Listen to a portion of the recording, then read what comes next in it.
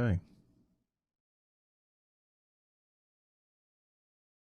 Well, we're going to be doing yet another feedback quest. The more and more I dig, the more and more it seems like the end will never come.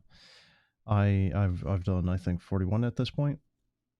I'm almost 1/3 of the way through the entire submission list. I have no intent on doing the entire submission list, but I would like to at least do the amount I have, which is I think my list grew again, actually. It's floating around somewhere around like 35 right now. So I think the total I'm going to be ending up looking at is probably going to be just short of half of the submission total. So, you know, a lot. At this point in time, there is, I think, 3 days left. Yes, 3 days, 5 hours at this point. I'm going to be taking a look at, what's it called? Moovin? Yeah, Moovin Milkin. I'm gonna be honest, I kind of avoided it a little bit at first, but then I tried a little bit of it, and then it's not terrible. Although the current what's going on here?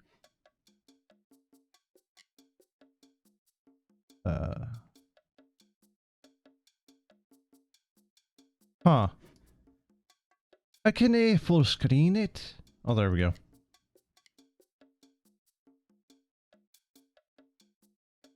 I don't know what was happening there. It was weird.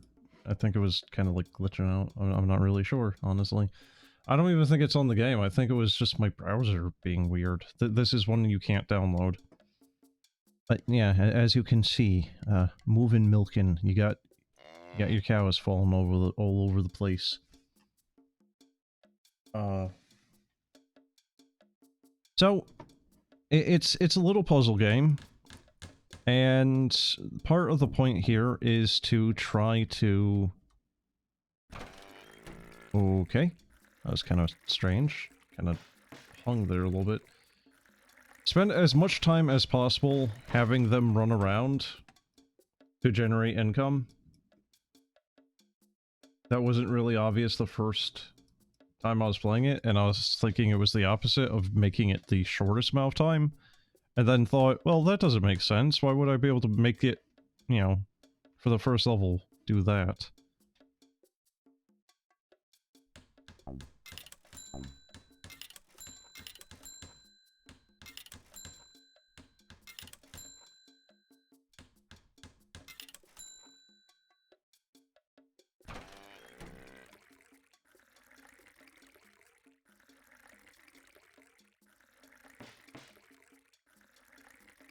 I do appreciate the fact, though, that you can just speed it up.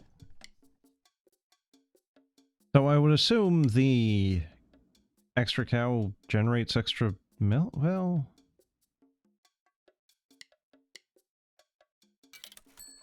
I'm not really sure, actually, what that is going to affect.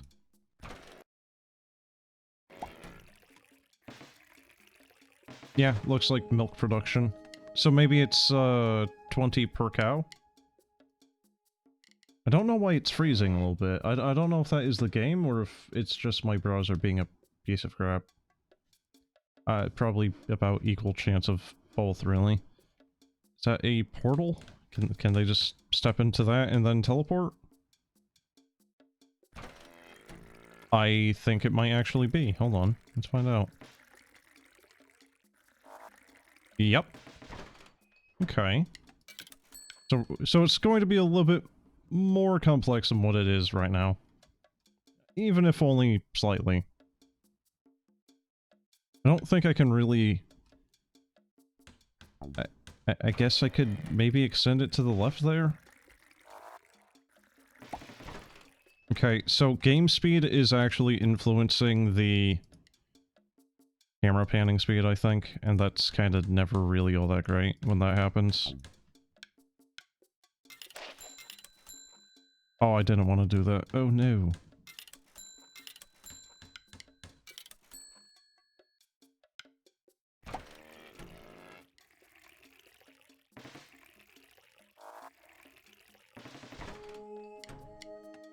I mean, all things considered, it's pretty simple, isn't it? Alright. Okay, well, speaking of simplicity, what are we doing here? So, they come up here, hit there, and then they teleport over here? I don't know what this is doing. I think this is probably bad, like a debuff spot.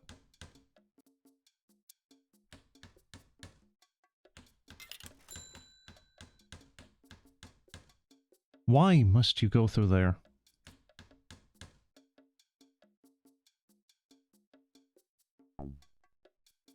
Hmm.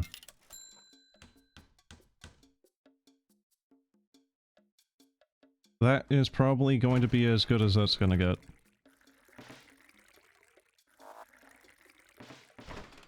Too bad that doesn't reactivate.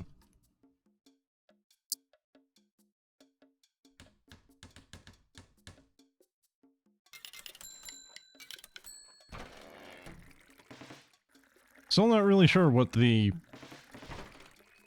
particular tiles are doing. I think it's just turning them red, or are we making strawberry milk? Not really sure.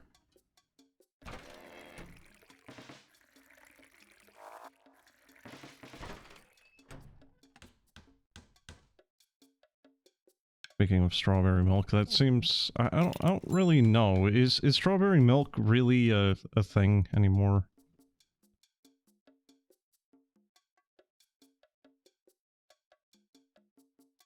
Always kind of seemed like one of those things that were a little controversial, I guess. Like, you either loved it or you hated it. How many rounds do we have left? Oh, this is the last one. No, I don't think I'm... Nope, can't afford it.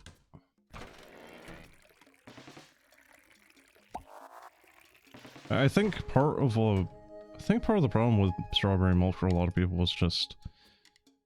It's kinda, like, artificially flavored, I think, a lot of the time, and just sugar to hell.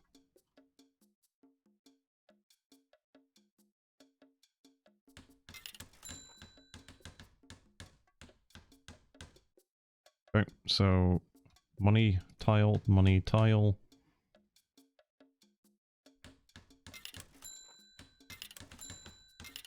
Ooh. Oh god, what's that path then? No. No, what are you doing? Oh!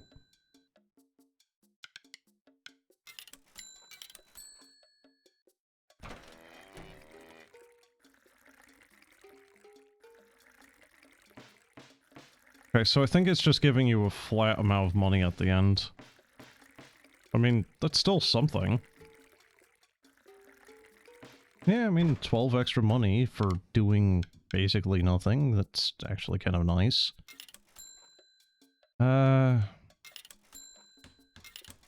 Yeah, I'm gonna miss one either way, but having an extra cow is going to probably matter more. I don't know. Well, yeah, hold on. So that would have been one extra cow, so 3... No, 1, 2. Compared to the 1. So, yeah, I mean, well, no, because then the other 3. So, -3. So, effectively, I think I lost a single dollar's worth there. But the extra cow probably offset that just by existing, so, eh. Wait. How? How is that influencing it when it's literally doing nothing? Ugh, God, alright. I don't think that one's gonna get hit. I'm overthinking it. What am I doing?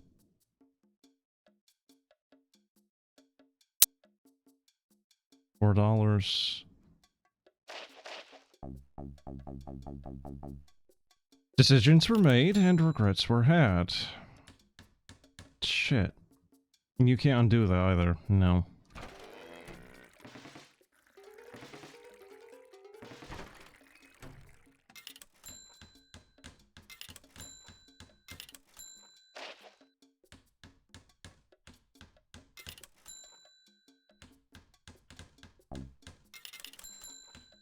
Yeah, there's no easy way of doing that, is there?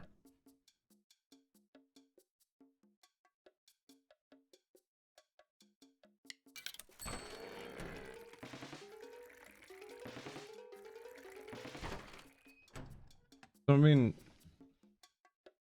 the music is kind of bare bones, isn't it? But at least there's something here. It's good. Extra cow. Can Moo believe it?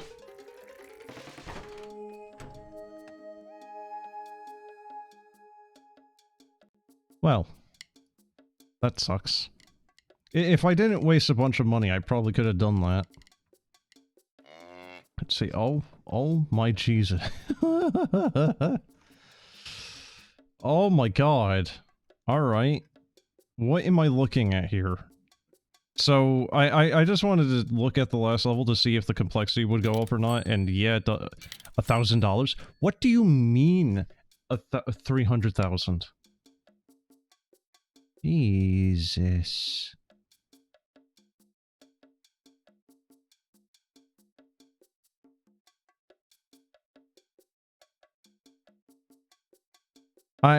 Oh god, alright, so...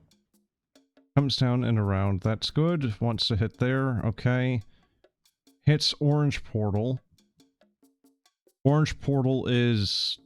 here. Don't want that, we want here. Hits that. Hits one of those.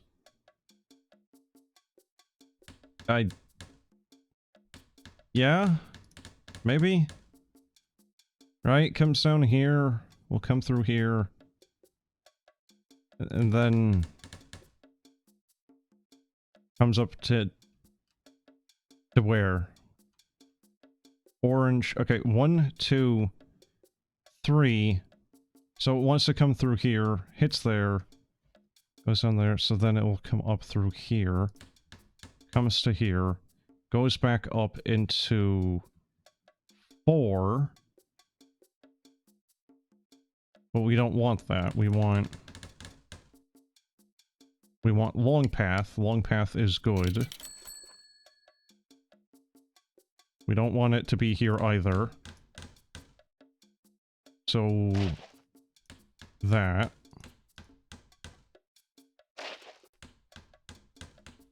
I don't know why that was doing that. Okay. We... do not want it to... okay, so... comes down... why... again, why... what is this path thing? Hits here. They're coming back. 5 is there. So then... comes down all this way.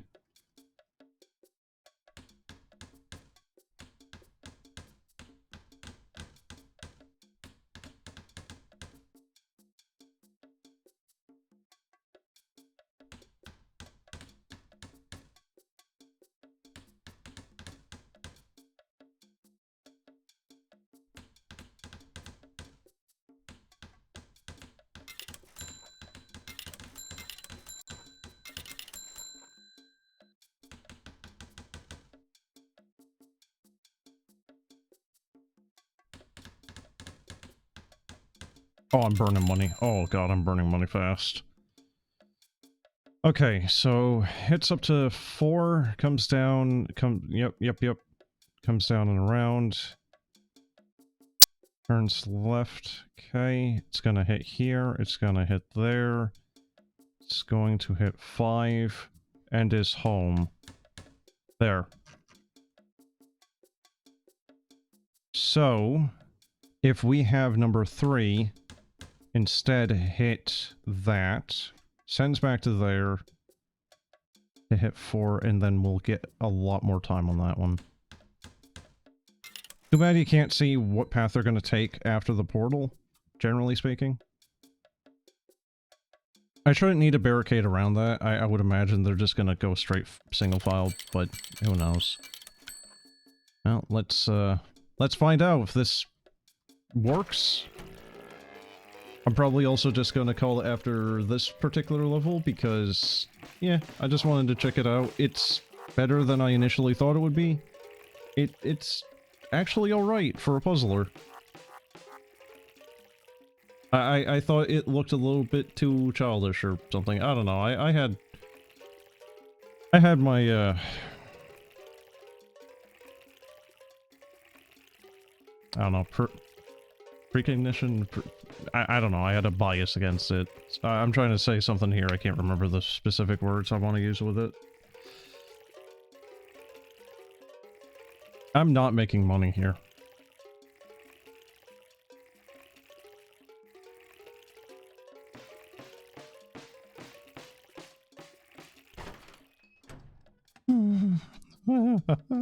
God. Oh no. How many waves do we get? We get 3? Oh no. Oh, that's it. Game's over. I can't do this. I invested bad.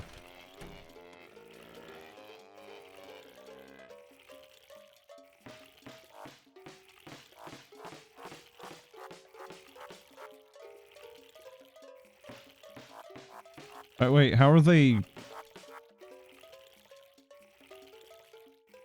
Wait, do the portals only have so many uses?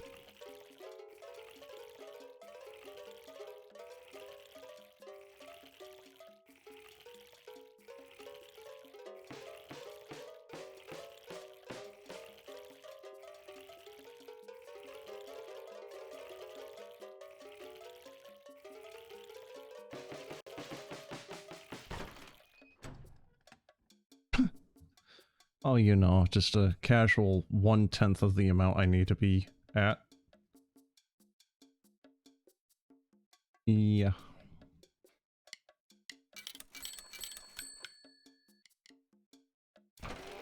Oh.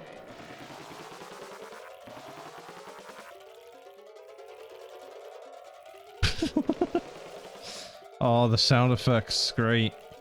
I love them. Cool. I am kind of curious what the actual solution to this is.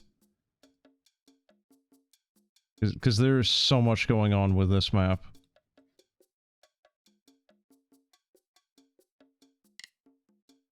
But, there you go, that is Moovin Milkin. That is the first one of the night.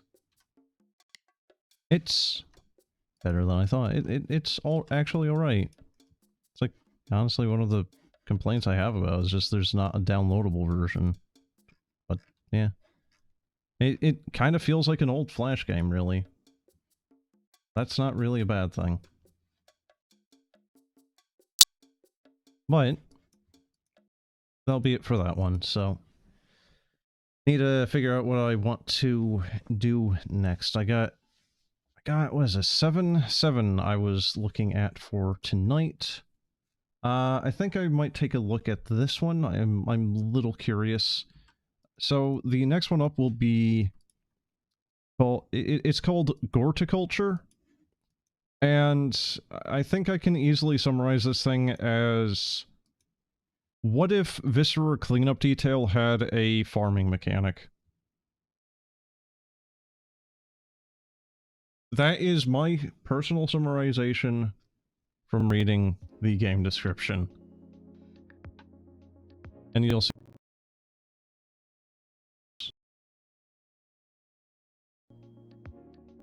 Oh my god, are we good? So, starting the game, just, I heard my GPU just spooling up. Are we good on stream end still? Jesus. What happened there? Like, I heard my GPU spool up and the game kind of froze a little bit. Or actually, no, I'm sorry, not the game. My whole computer kind of locked up. So, mildly concerning that.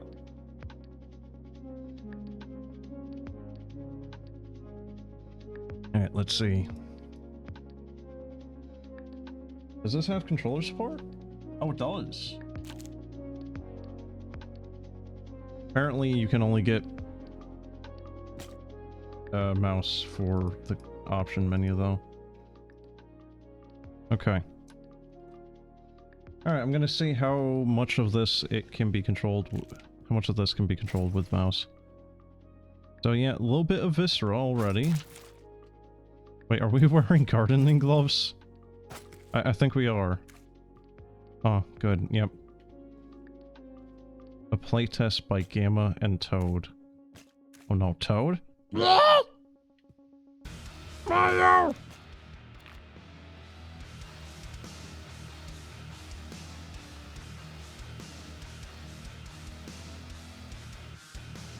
You know, cozy... the cozy... Save and quit. Oh, this is the menu.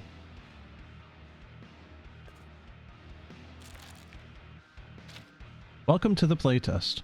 Goreticulture is a game where you mop up blood and grow plants on demon heads. We hope you have fun and grow mini plants. Try the tutorial from the menu. You can submit feedback with screenshots. Okay, yeah. Plants grow on specific materials. Plants grow when watered with bloody water. Turn chunks into compost. Buckets clean mop. Mops clean slider. So it really is actually just... Compass rose. Grows on chunks. Uses detecting nearby blood spatter. Compost creates extra blooms. The compass rose grows root deep within gore material, encompassing the mass in purple vines as it matures. Its bloom is attracted to nearby blood. The antler root. It also grows on chunks. It has uses of draining the chunks of their blood, as well as creating hybrid plants. The compost made from it has no known usage. The antler root is a quickly maturing plant that is known for its cross-breeding capabilities, able to create hybrid seeds with nearby flowering plants. The pitcher plant grows on blood splatters. At full growth, it refills 2 buckets, and its compost is able to fill 3 buckets. As the pitcher plant matures, its body fills with a watery substance derived from the processed blood. It's not really water, but it cleans up messes well enough. Wait, is that the Godot thing? Hold on. Yeah, it is. Dev tool? Jump height.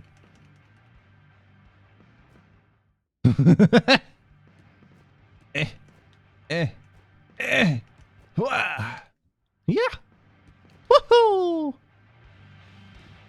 Wait, what if I... no, that doesn't do anything. That's really it? That's the only thing it can do? Okay. I do like the idea, though, of just, like... blood, gore... You know, whatever implications that, you know, growing plants on biological matter like this could be, because, you know, there's a little bit of, like, a body horror thing going on there, a little bit of, I don't know, maybe comparable to something like The Last of Us, because... What the hell is this? Ooh. God, it's so wiggly. Jiggly?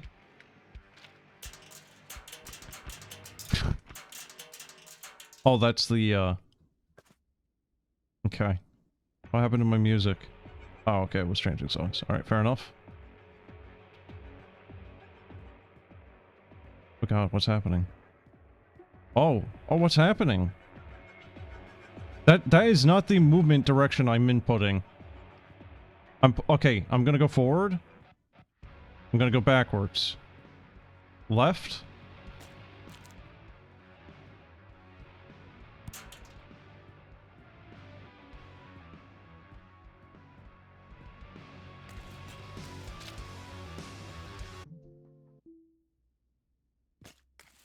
What's happening? Why is my input inversed? What the hell? That's weird. I don't know if that's a glitch or intentional. I could fully believe that it's an intentional effect, but, like, nothing seemingly happened. Maybe it's one of the plants? I'm not really sure.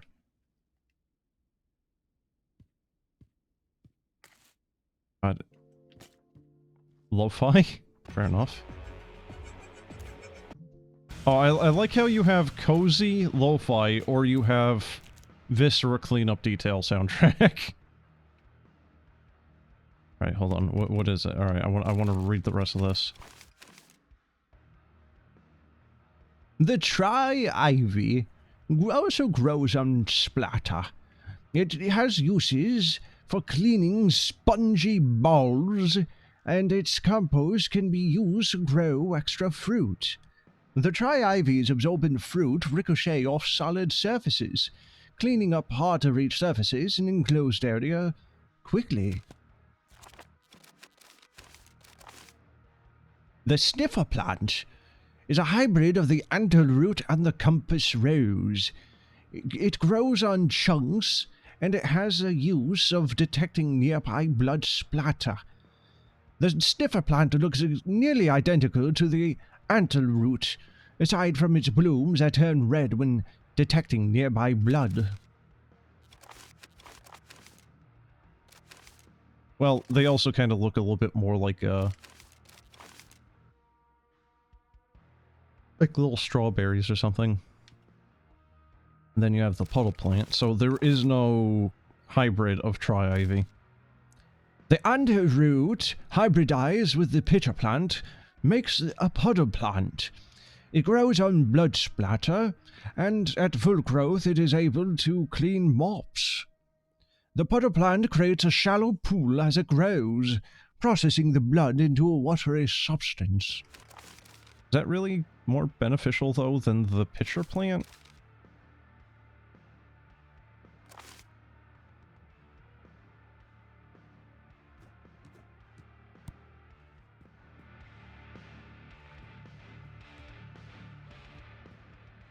I do not know what's going on with the input right now.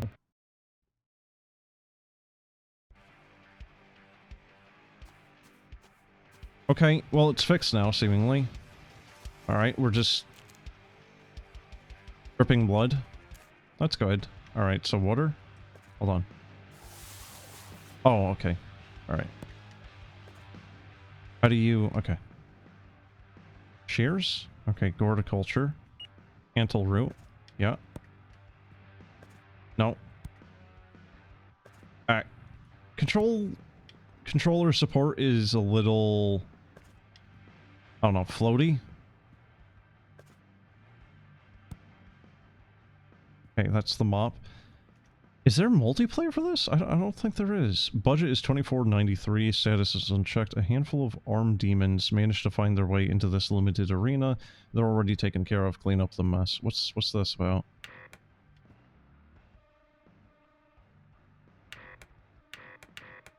Why did me hitting that button lower my budget? Wait, why is my budget decreasing? Is my budget going down? Is this timed?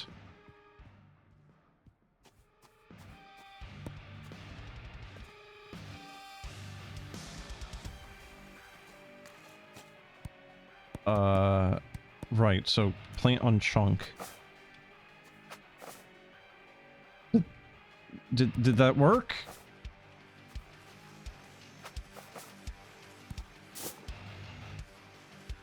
I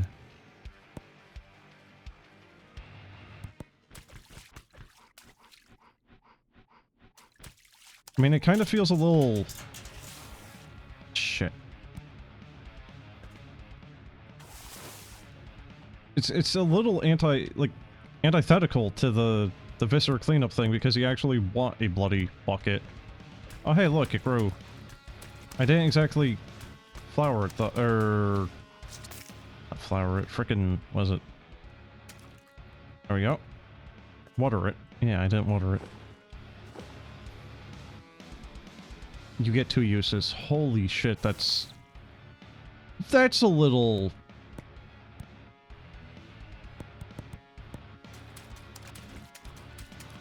It's a little harsh. 3 uses at least would be nice.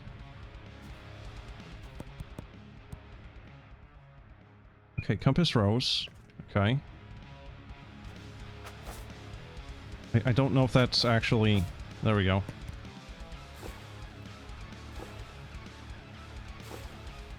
Wait, I got 3 uses out of it that time. Did I accidentally use it the wait, what? I think I might have accidentally used it.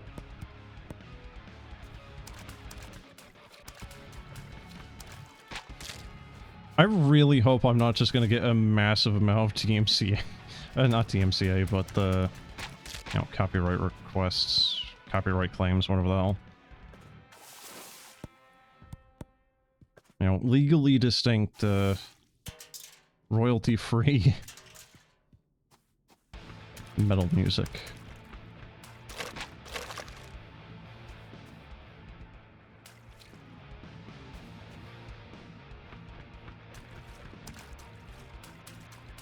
So I don't actually know if there are a lot of Viscera cleanup detail-esque games.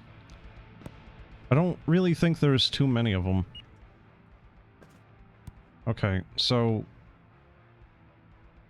Which one was the one that was better for cleaning up blood splatter? I think it was the pitcher? I think the pitcher, but I think the pitcher also is able to clean the mop. Speaking of. Okay. So... I don't think that's gonna work. Yeah, I don't think that's gonna work right here.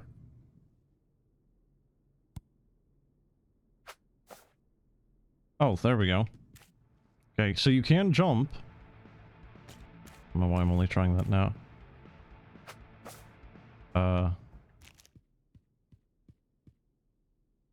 Hello?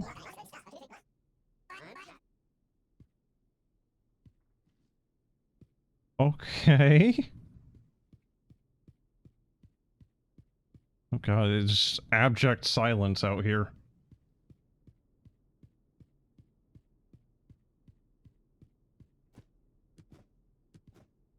Okay, so there's a jump sound effect. Hold on, is there let me turn this game up.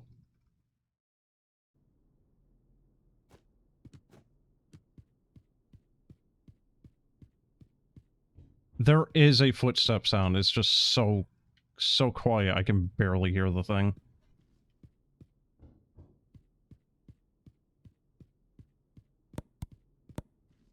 Okay. Yeah, sound might need to be balanced a little bit. Sound effect is, on the Switch, is quite a bit louder than the footsteps, which, you know, fair enough, but also, geez, that is quite a difference in volume. Okay, we do have the pitcher plant.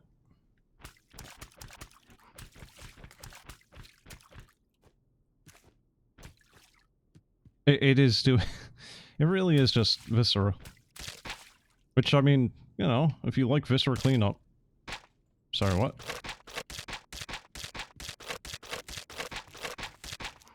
I mean, I've already made it so much worse for myself. Might as well, right? So what's happening with this? Oh. Oh. Well.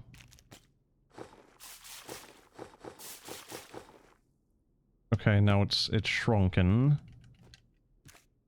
Oh, it's gone. I can't make compost out of it.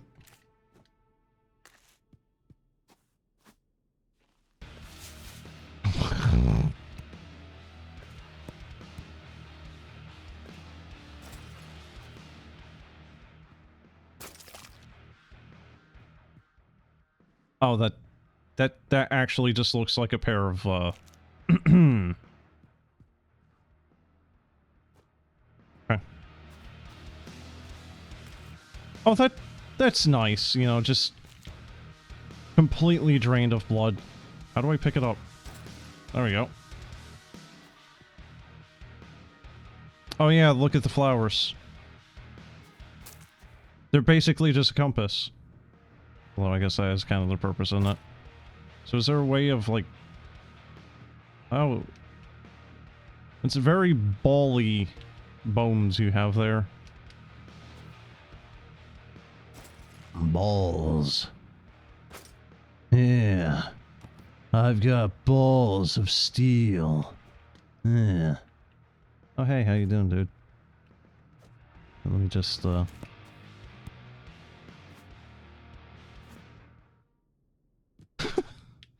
The difference between jump height 2.5 and 5 is quite significant, right? Because you have 2.5. You know, that's like normal jump height for some games. Then 5 is just, all right, you're on the moon. All right, let's see. So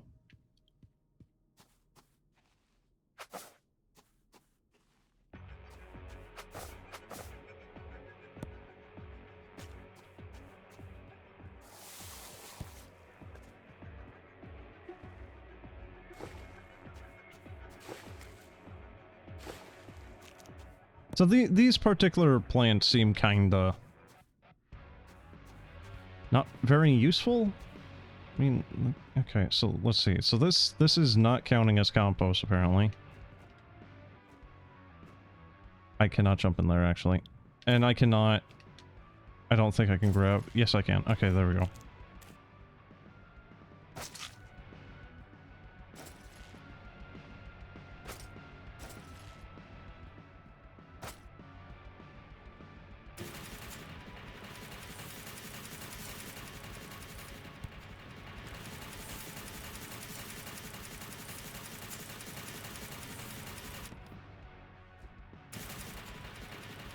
So is it like grinding up the bones, or? Okay, it's not doing the viscera thing where you can damage it. Would be kind of nice if it actually told you what the song was. Oh. Add compost. What did compost do again? Well. Oh well.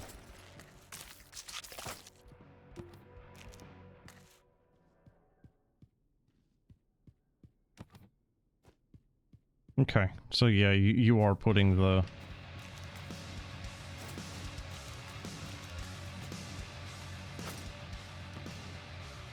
Okay.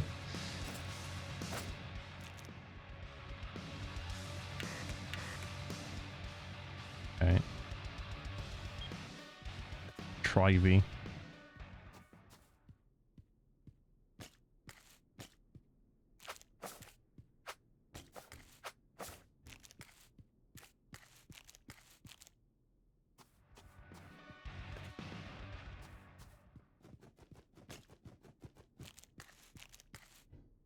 I have no idea where I planted them. I think this... Yep, there we go. Alright, there's one. Yep. Yep. Now to wait. Like watching paint grow? No, it's like watching plants grow.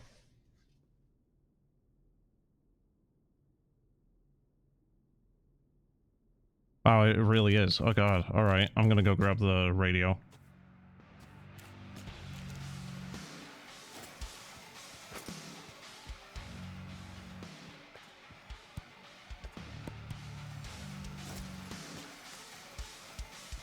I like the music choice that this game has for music, but, again, I'm very, very worried whether or not it's going to be affecting my, Okay,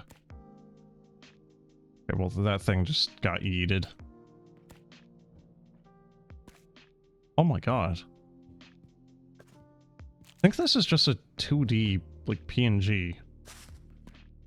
They're massively effective, though. Like, dear Jesus, why would you ever actually want to mop at this point? Just throw these things around. Main issue is if you're trying to go for completion, do you need to make sure that these things are all thrown out, or can you just leave the sponges all over the place? Oh, hey, speaking of, no, what was it? I think this was for, like, a bucket refill? Oh, you can... So you have multiple ways of actually getting rose splatters, actually.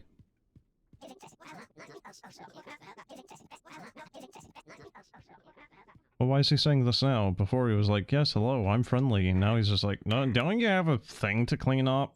Actually. I don't know if these sponges are limited to use either. They seem to... Okay, yeah, they're getting a little bloody. Let's see. So the watering can is basically the bucket and... Well...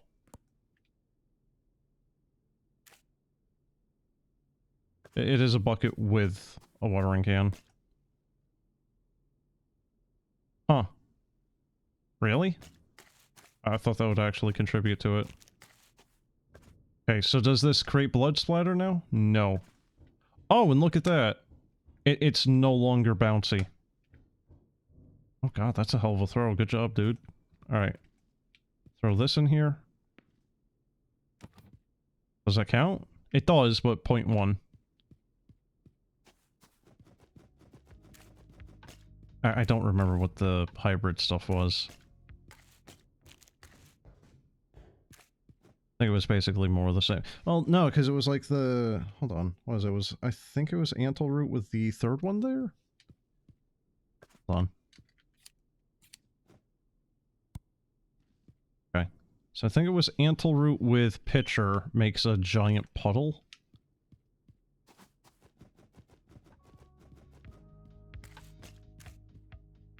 Okay, so Splatter. Splatter. Antle Root.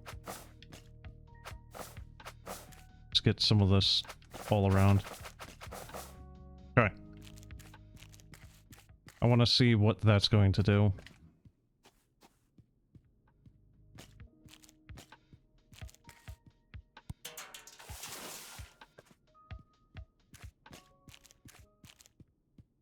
Ooh. Oh god. Alright, I don't know if that was... If you really just recognize what happened there, but...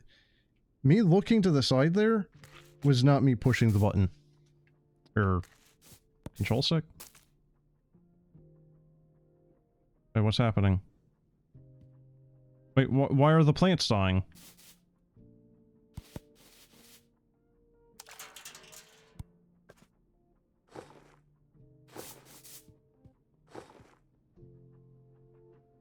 Why'd they die? Is it because they completely drained it, or... No, this is still Antle Root.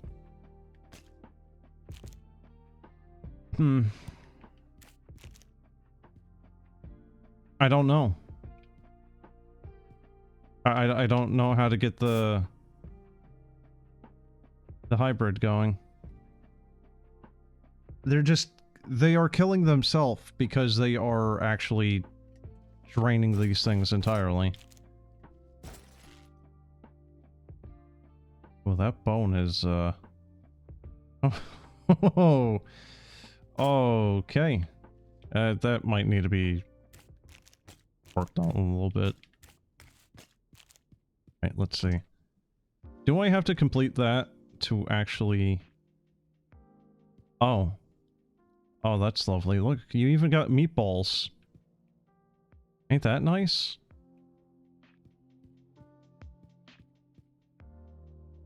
Earnings, nothing. Alright, so I'm gonna call it here, but I do like this. I actually really like this. It is Viscera cleanup, but with some different stuff to it. Oh wait, is this the... Wait, what? Mystery Seed? Or... Where's the... Okay, Blood Bucket.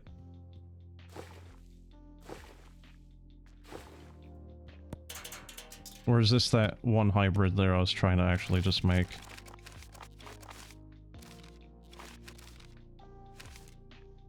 That might be Sniffer?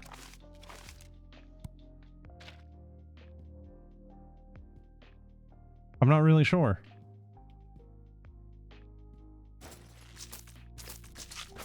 I think it is.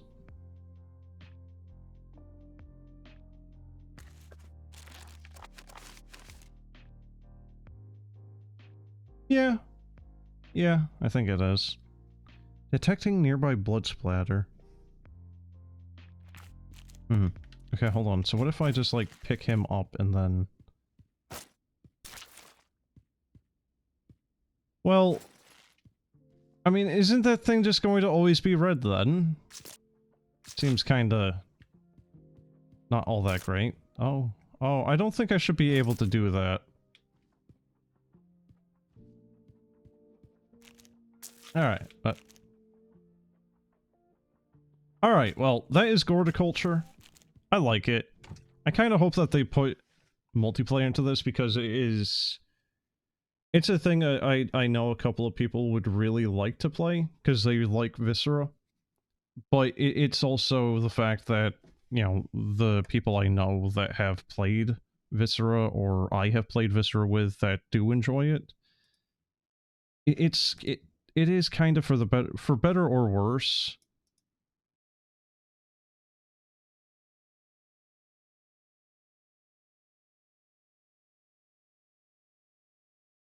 Alright, sorry, I just got a message that just completely blitzed my brain. For better or worse, it is a thing that is kind of treated as friend slop. You know, playing it on your own, maybe not the best. Playing it with friends, yeah. Yeah, it's because you can kind of screw around, kill each other, what have you. Alright, let's see. So yeah, I know I didn't really finish the level or anything, but like I said, I do like it. I just don't want to spend the time and kind of like zone out, saying nothing for like the next 20 minutes as I slowly clean up the thing. Alright, so let's see, what is next on the docket?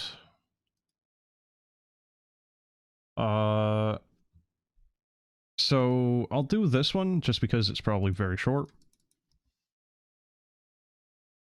Next one up will be Sandcastles.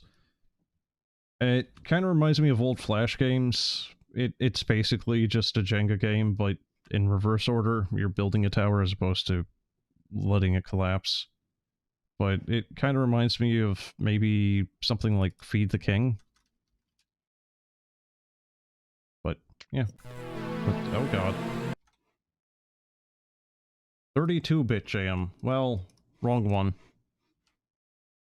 There's been a lot of re-entries, effectively, in this particular one. From other jams, or for games that were entered originally in other jams. Party. I'm gonna assume that that is a hot seat type of thing. Alright, so partial controller support, at least.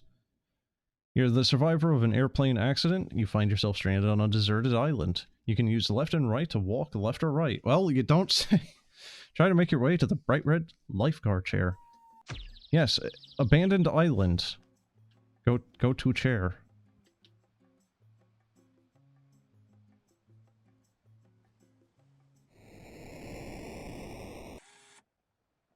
Okay. You can jump around by tapping jump. Well, yeah. Normally how that's working. I'm sorry, there's pole jumping?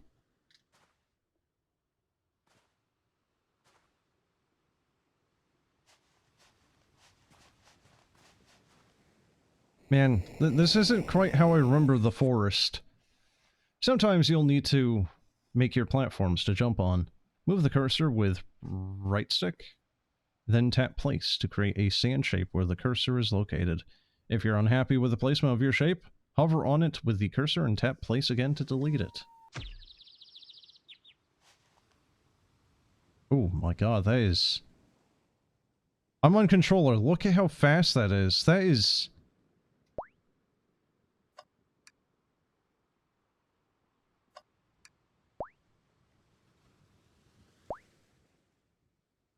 Oh, I just spawned...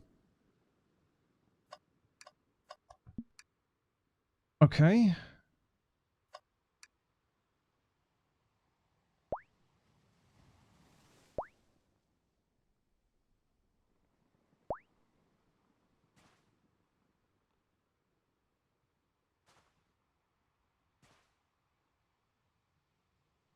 Come on, dude. Really?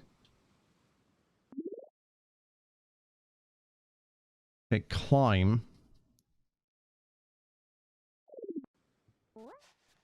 Wait, what?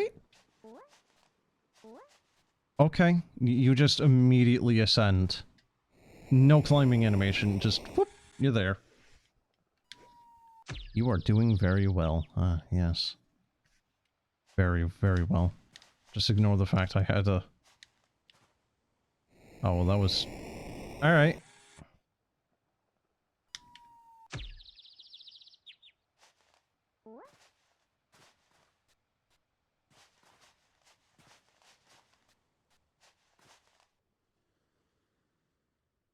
The sensitivity on that really is just kind of insane.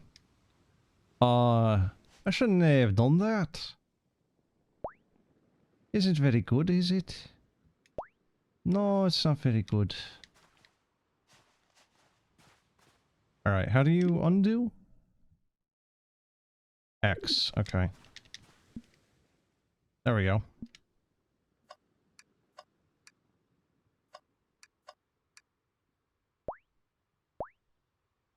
There's a whole heck of a lot of sound on this one, is there? Music, I mean. I've done that.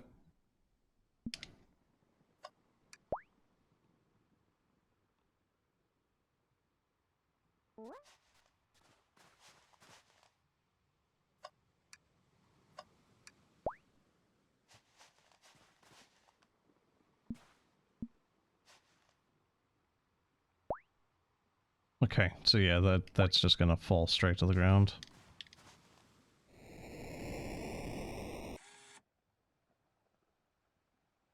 A-ing will not always be enough. Can't just say jumping, no. A-ing.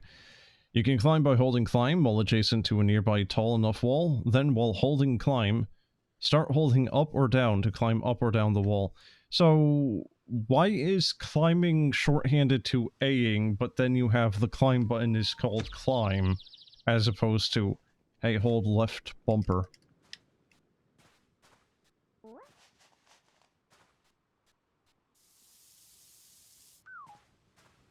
Why does he just get sunburnt?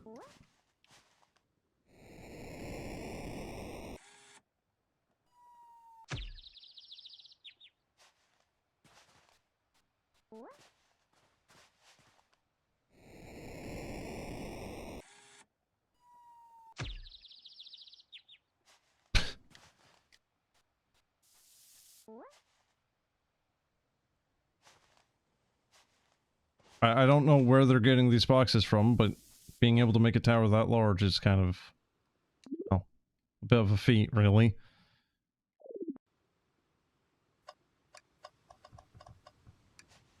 Not really sure what you're supposed to do here. I don't think you can run. Nope.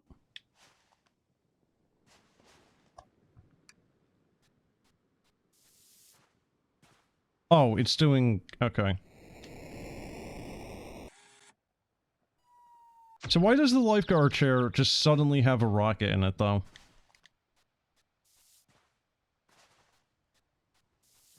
I don't think that's... Oh, good. No? Oh. I thought I could put something there, like that would be the center point for a bridge, but no.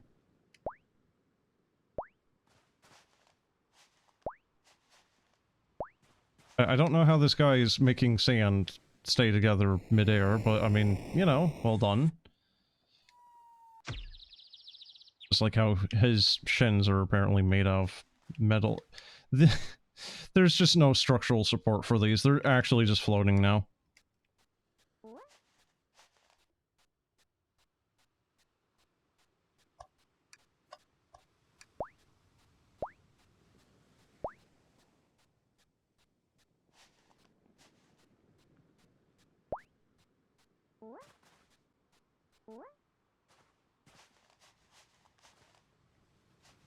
Really? That's not good. Oh, that's also not good.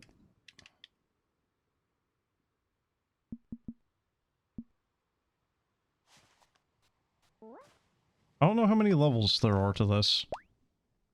I cannot imagine that there's too many to this.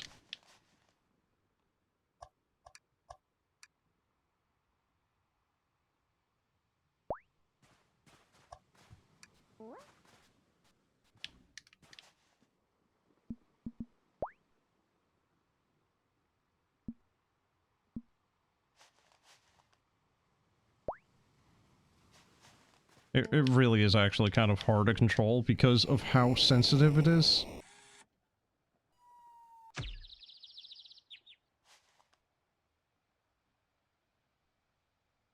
Okay. I think I'll make this the last one. If this is not the last stage anyway.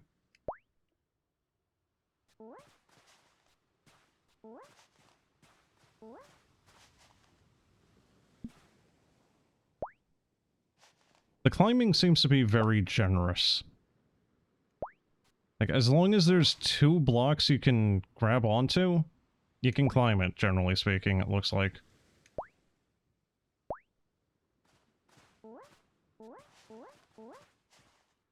That was much easier than it looked.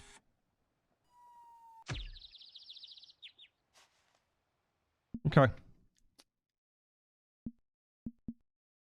Next level. Is there a level select? How many is there?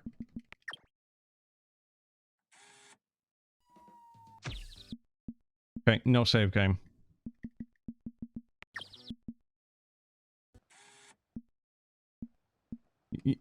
Can you hear that? I'm apparently still in the menu despite being in a loading screen.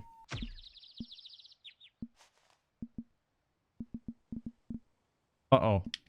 Speaking of...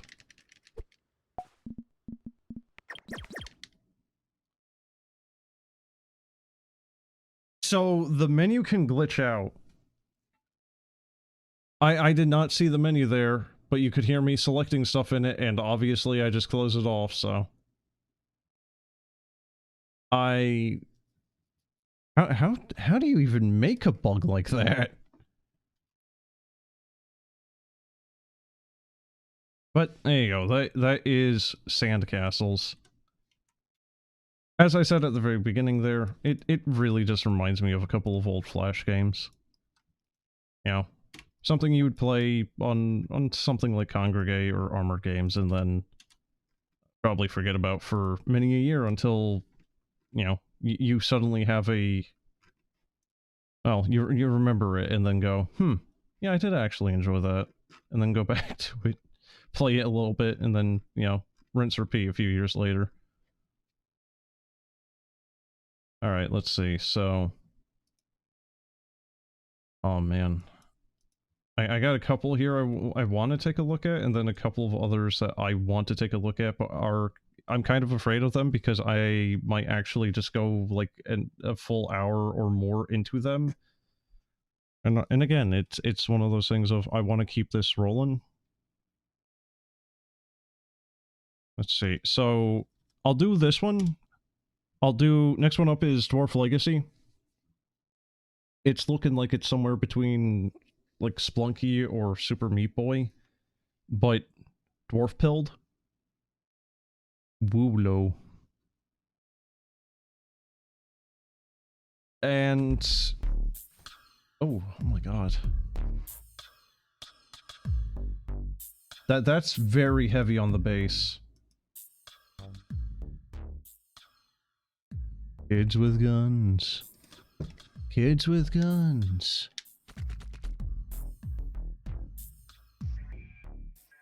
A dwarven legacy has been lost. Legends whisper it lies hidden atop the mountain home. None believe the tale, but if I don't seek it, who will? No turning back now. That's our dwarf? That ain't a dwarf! Unless this is Dwarf Lady. Oh my god.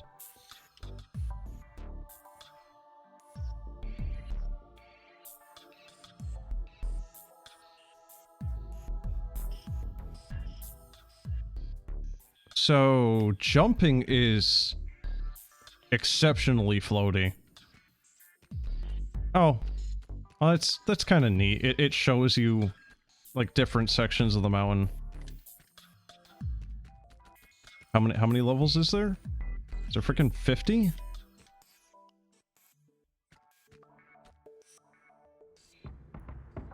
Press A to hold to jump higher.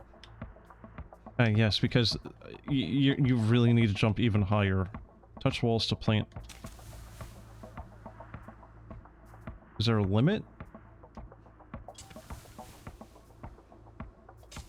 Yeah, there seems to be a limit.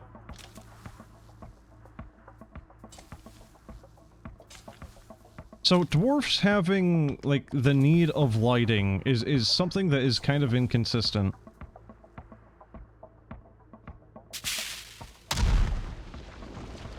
You know, it's like D&D, they get, I think, low light vision, but they can't see in pitch blackness. Dwarf Fortress, they can basically just see in pitch blackness. Either that or they can't, but it's a moot point.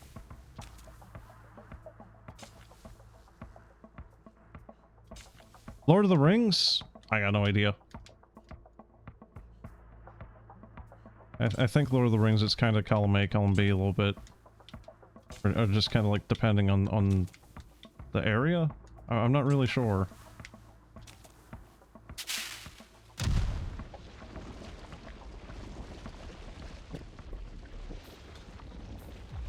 I found some iron. Perhaps a blacksmith would be interested.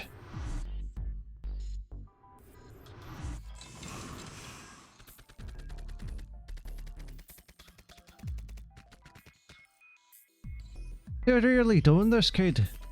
It feels like a waste of time. I don't think you'll find anything up there on the top. I see the caves are rich in iron ore, though, so bring it here and I can spout some for you. I'll use the first iron ore to craft a crude weapon for you. Bring me more and I'll make it better. Now, get out of here.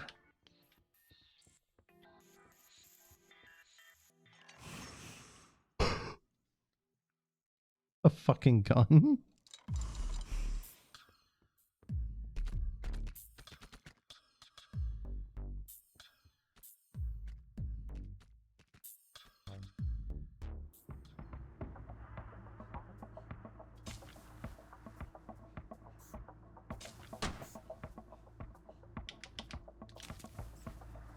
I guess that's why there's a couple of pictures of bats. Oh, can you only shoot up?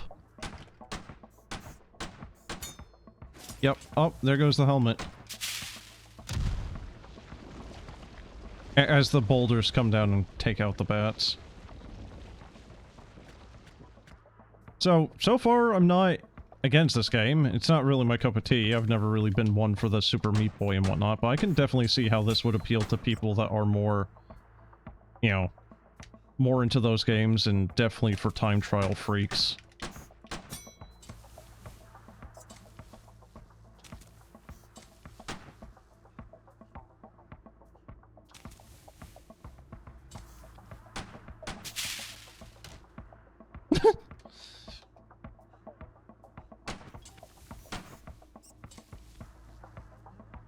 The artwork, or whatever you want to say, like the graphics that they have, the sprite work for the scenery is generally pretty decent.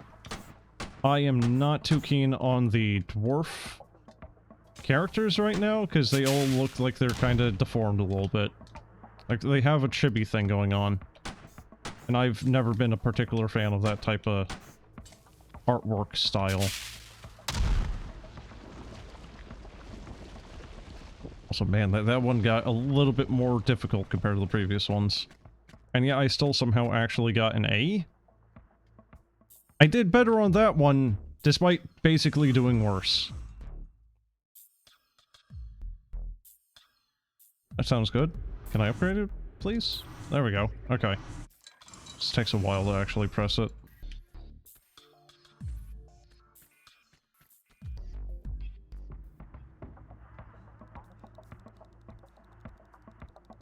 Okay.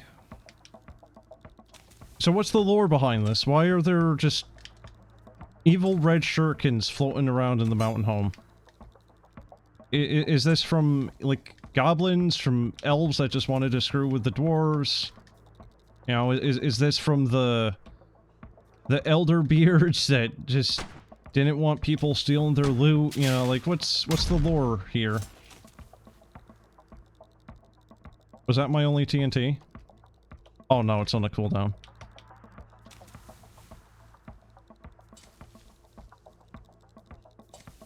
But also just, I'm really thinking I'm pretty much on point with saying Super Meat Boy here. Because I remember playing Super Meat Boy a little bit, and getting exceedingly frustrated just due to the amount of difficulty from all the traps and crap.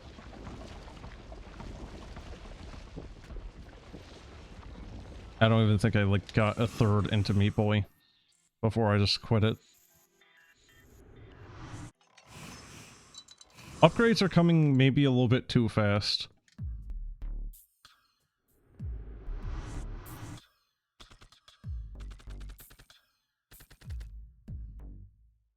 Dwarf child? Oh, what a lovely place. I'm sure my plants will finally flourish in this complete darkness. Oh, hi, what a lovely cave you have here. I noticed you found some cave wood. I could use it for various arts and crafts. You could sell it to those evil elves, although they might get upset that it's made of wood. Well, cut it here, twist it there, wrap it around, and here, you can now use it to attach torches to the floor. If you bring me some more, I can craft some more cool things. See you around. So, the upgrades are nice, but again, I feel like they're coming a little bit too rapid fire. We're barely dipping our toes into this game. We're on the 5th level out of what I assume is 50. Feels a little...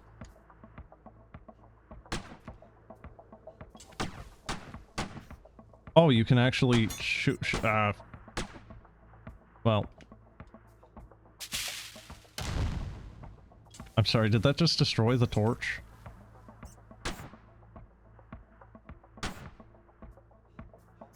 Don't think you can climb up. I think you have to jump. Shoot. Oh hey, traps actually kill bats. Alright, fair enough. At least we're actually playing on the same field here.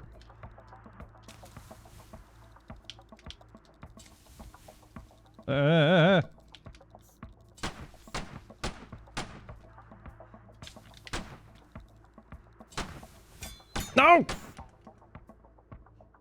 You can kind of like aim up and down at the same time, and I was trying to do that there.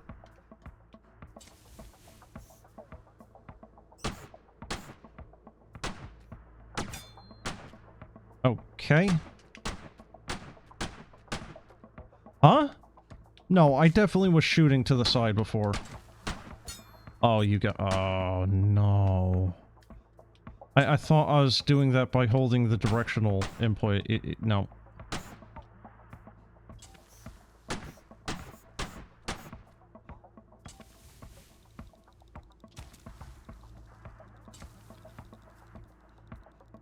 I like the fact, though, that you can have a...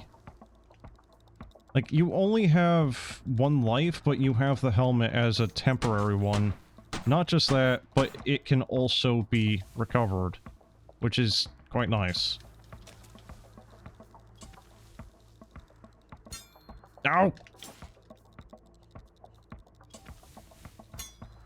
I imagine there's probably an upgrade for, like, getting the helmet easier or magnetized, or maybe a second one just hidden in your back pocket. I don't know.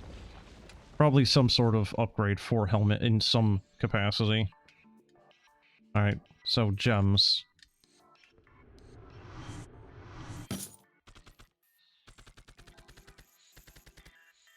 Is he a jester or a...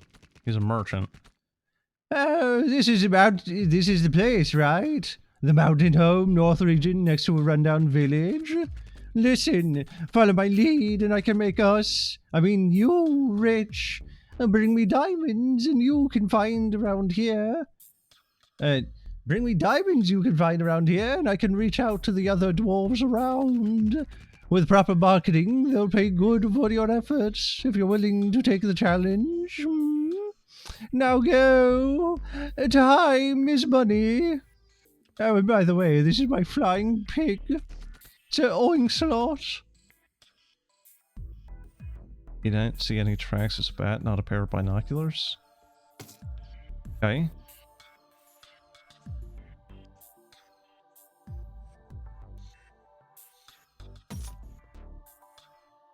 I'm not sure what that's doing.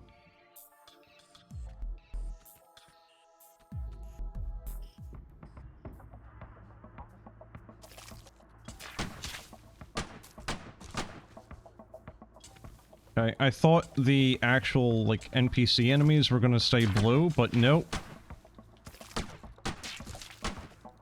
Well, at least they're not immune to the traps.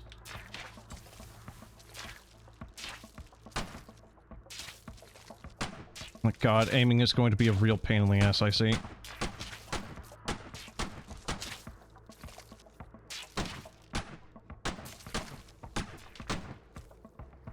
I wonder if there's going to be a shoot 3 bullets option, because, yeah, I can see how this might already become... Oh, God. Dumbass. You get what you deserve.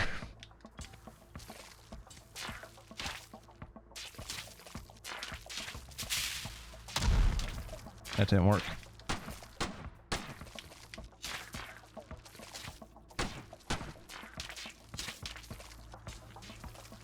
No!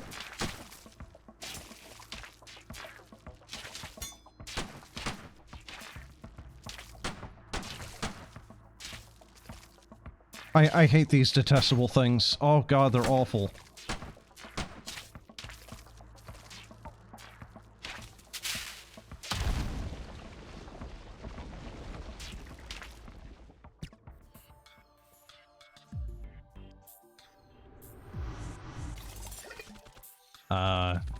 Is that a hat?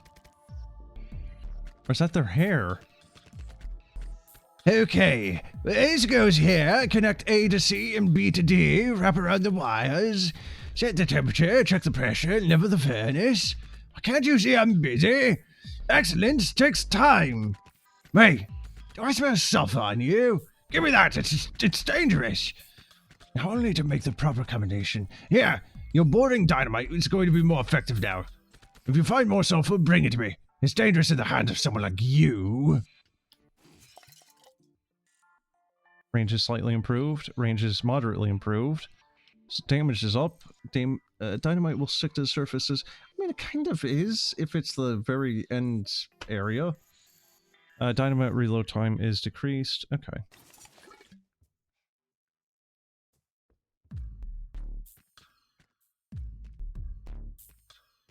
Okay, so what is that thing? Okay, you cannot seemingly skip areas.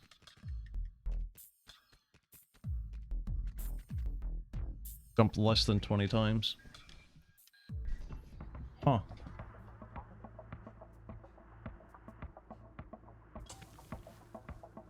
Crap, I kind of botched that one, huh? Am I stuck? Really?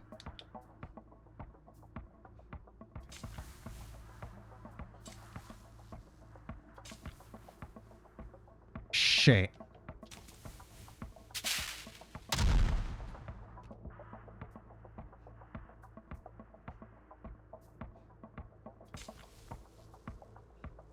I think I just cost myself the entire thing again.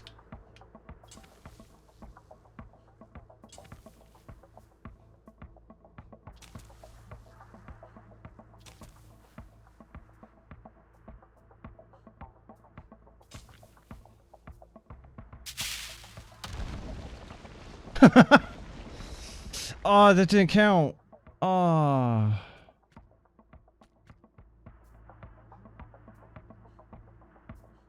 I don't know if I accidentally had twitched my finger or if my controller had double input, but yeah, I don't know if it was really visible there, but I had actually done a very small micro jump.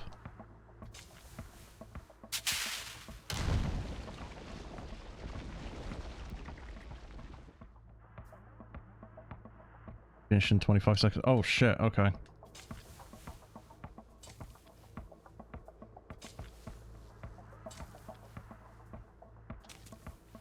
Oh, no!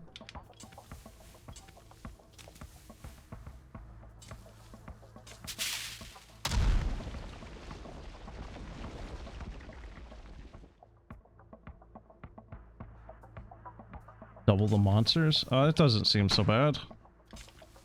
Like, at least for this early of a level, that seems pretty freaking tame.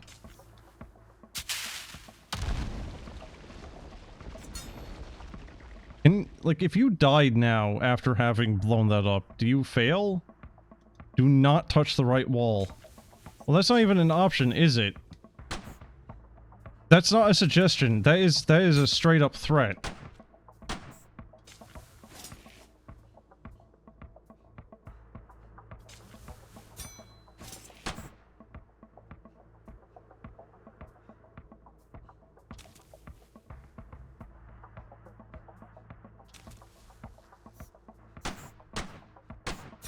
No, no, no, no!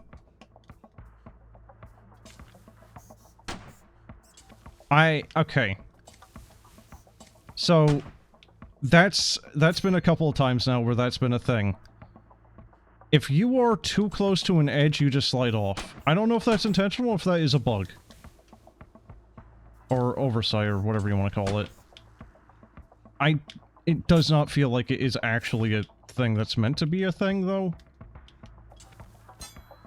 Like, I could see it maybe if the edge was rounded. You know, like, okay, it looks like you will slide here.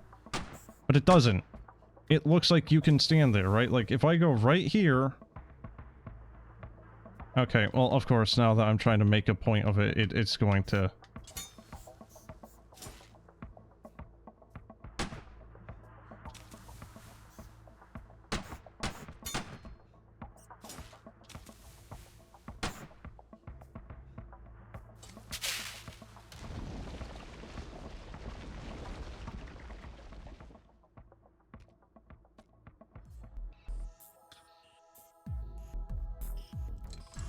Okay.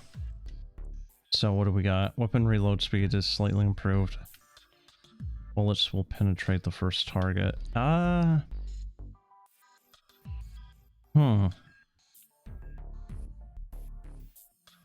can't afford either, actually, so never mind. Light brightness is slightly improved. Spawn distance between torches. Huh?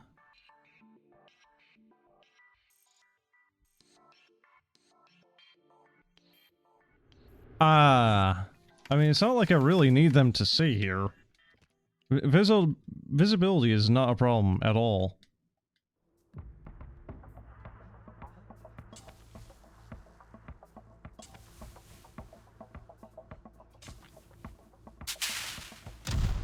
Oh shit, I didn't even...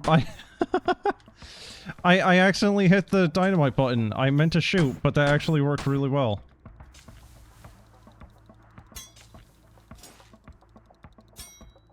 Why'd I do that?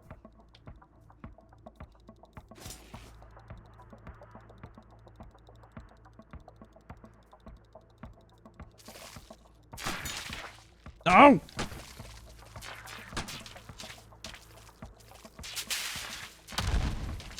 How am I not dead?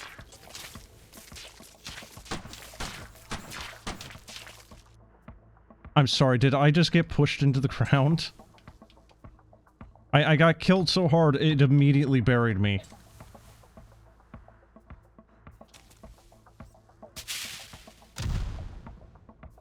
Nice. I have a feeling that the, Damn. That one of the challenges for this particular level is probably going to be, like, kill 5 enemies at once with TNT.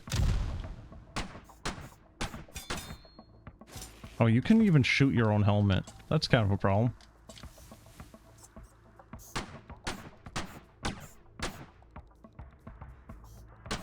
Yeah, this is the area where penetrating enemies would really be useful.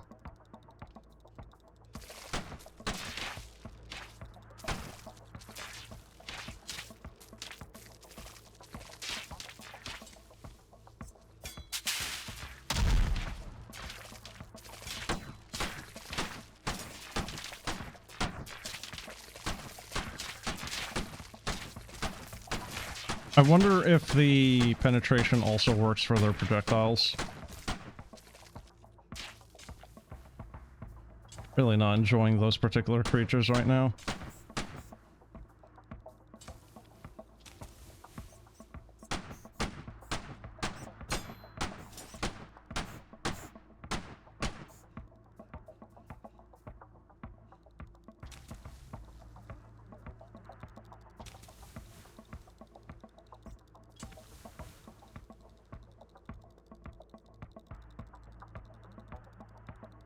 Wait, is the stream freezing? Oh shit, it is.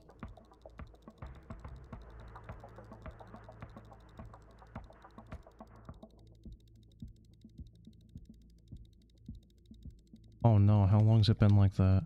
I haven't been looking. Are we good? How long has it been like that? Was that on the very first one? Oh no, it's been a hot minute because I've actually been enjoying this. Also, I just lost controller support. What the fuck? Wait, what?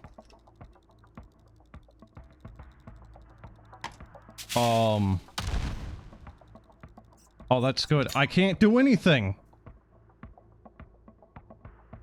Changing your window mode kills the kills your controller.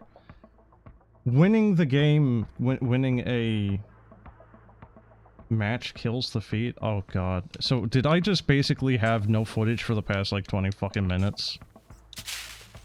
Use your imagination, I guess. I don't know. God damn it, man. Ooh.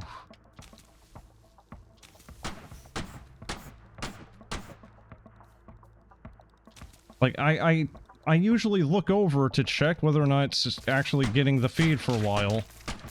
But we were good. Right? Like, there was feed. At least initially, and then it cut out, apparently, when I won the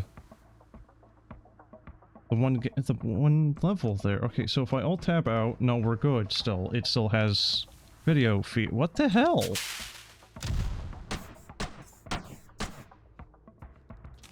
I'm gonna see if I can win this. And if that is going to kill the video feed or not.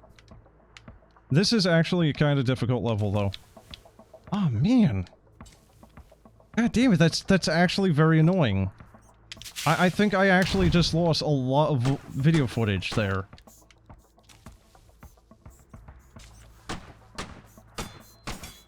So, obviously that probably should be worked on by the dev. I don't know what the hell happened there. I don't even know if that's necessarily something that can be worked on. But considering most games I don't have that as an issue with, yeah.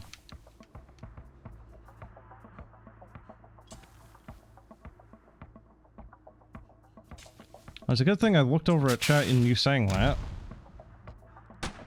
You jumping is affecting the TNT and how it's actually traveling. Kind of annoying. It's like periapsis is a little bit different.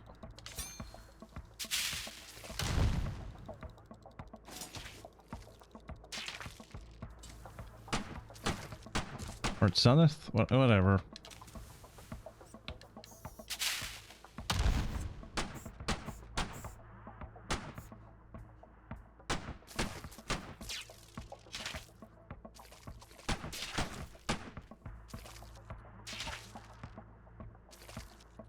So I was gonna say that the music isn't very dwarfy, it's more anxiety music. It's fine, just, you know. It's supposed to be dwarf meat boy, you know, dwarf pilled. Well, that sucked.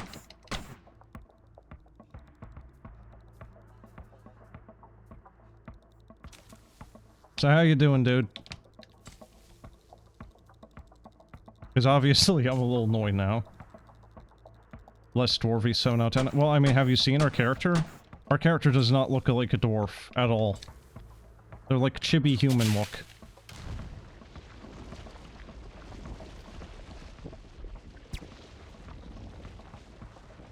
So we still have video feed. So, yeah, I'm gonna have to go look back through the frickin' the VOD now and see just how long I... Well, yeah, of course it works now that I'm aware that this is even a potential problem with this game. Of course it's now going to not be a problem while I'm now paying attention to it, right?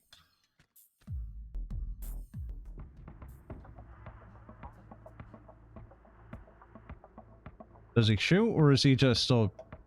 nah, he's basically just a pinball bumper.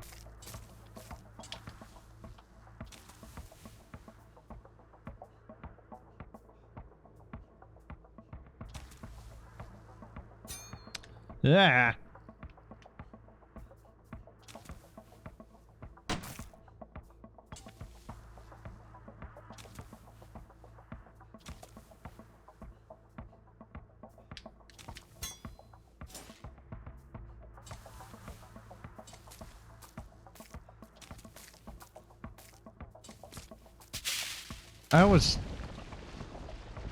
I feel like this one and the previous level should have been, like, reversed.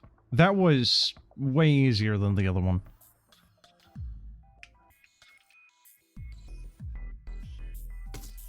Okay, so what is this one doing? Your endeavors are willing to pay extra the whole... Is this for the extra quests?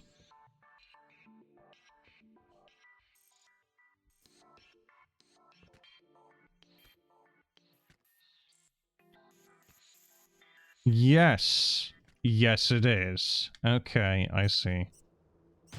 What the fuck? Is this Space Invaders?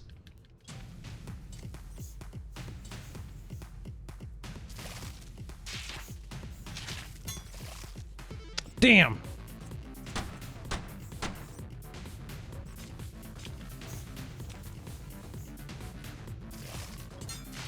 Why'd I do that?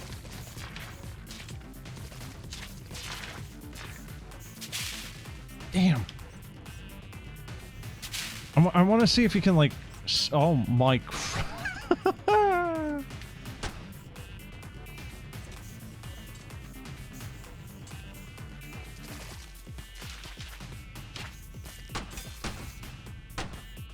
Ah! I think this is really showing how I do not play these games very often, because it's like, I know what I want to do, but my fingers just do not want to let me do it. There we go.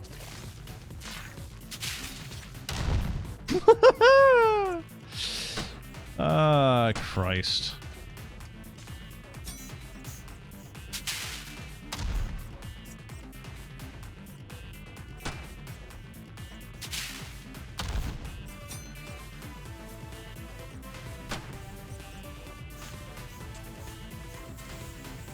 The damage field on the torch is somewhere between being kind of useful and not.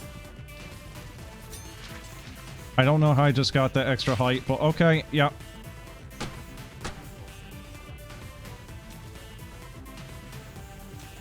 Yeah, you can do something where you really just get a lot of speed and distance very quickly. God damn it, man. It's like I get a partially decent run of this, and then it's just fucked. Yep, it's fucked.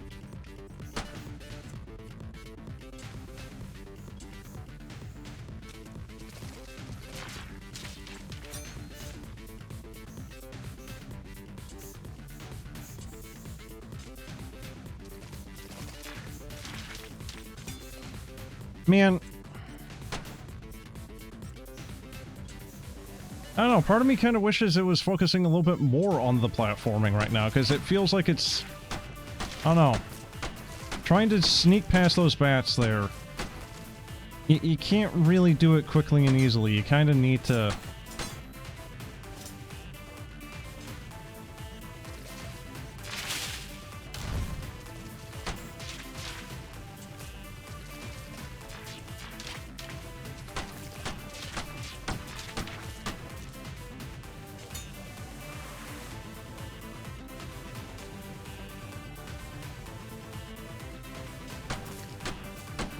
Yeah, try to do this whole level without not dying, but without killing a single enemy, right? Can almost guarantee you that that is one of the quests. Oh my god, it is kind of loud for this one. I like that the music actually gets... That might... Hold on. Okay, sorry, I thought my freaking GPU was having an issue. No, I think it was actually part of the song. I like that the music gets muffled, though.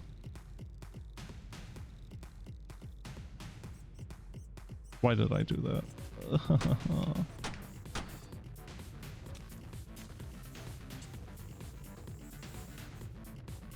All the best just killing themselves on the spikes.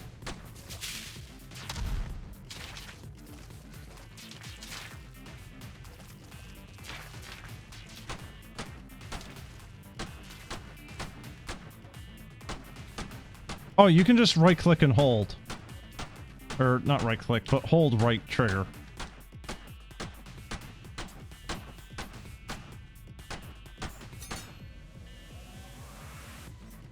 I don't like the fact that you don't have fine control over where your shots land.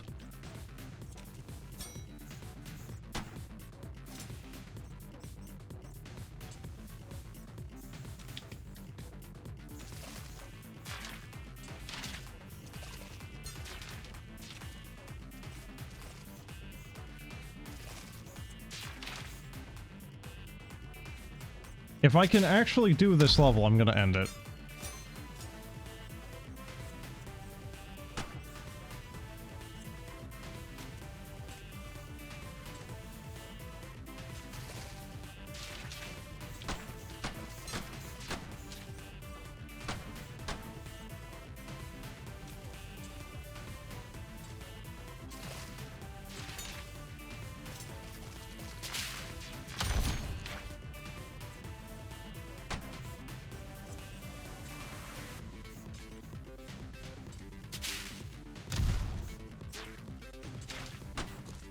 There we go. There we go.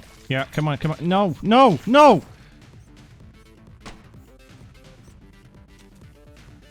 Like, part of it is me screwing up, part of it is the game screwing me. Okay, yeah, so shoot there, shoot, no.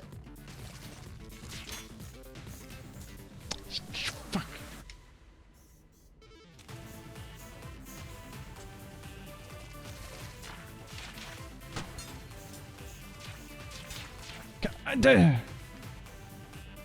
Hey, Annie, would you like to buy a better mining helmet?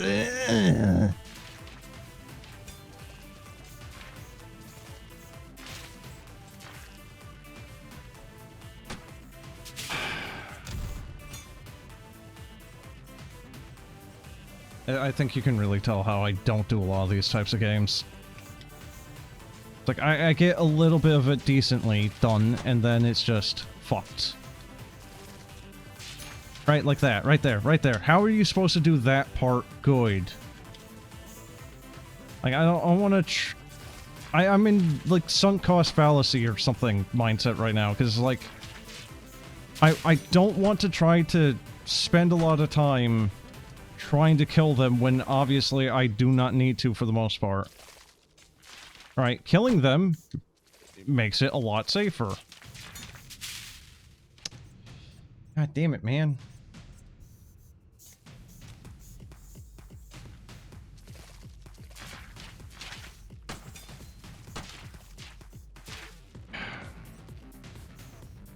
Fuck you. God damn it, fuck you. Ow!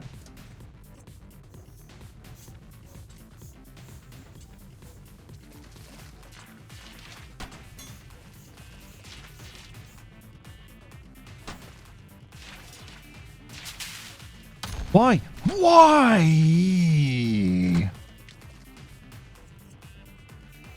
Ah, yes, obviously I want you to throw it to the side, not right above you, you dingus. I am a dwarf. I am throwing my dynamite right at my feet, thank you. Ah, very good, very good.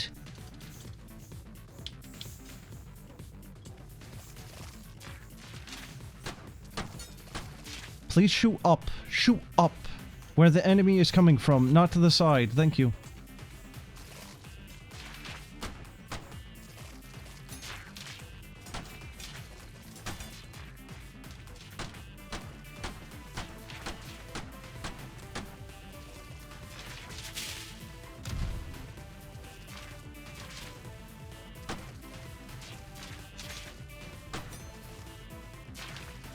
There we go.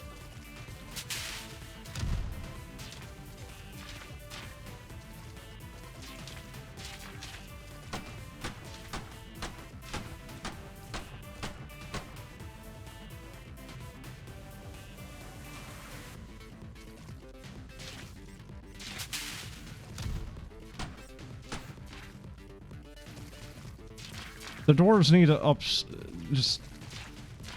Oh, God. The dwarves need to up their extermination programs.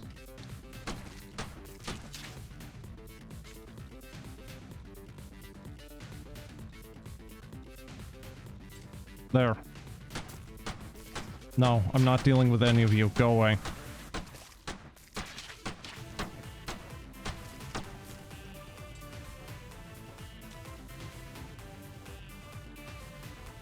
And it's like right there. I'd have had it, but I did a dumb. Oh, fuck off. No! No!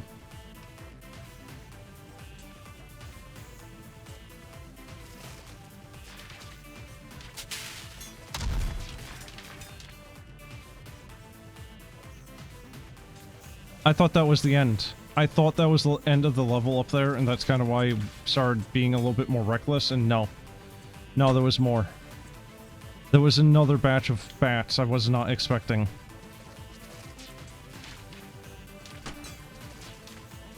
I imagine that, given enough time in this game getting a wiki, there's going to be someone that just...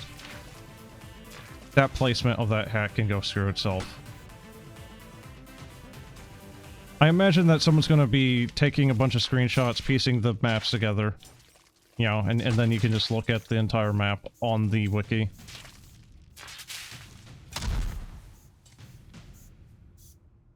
Ugh.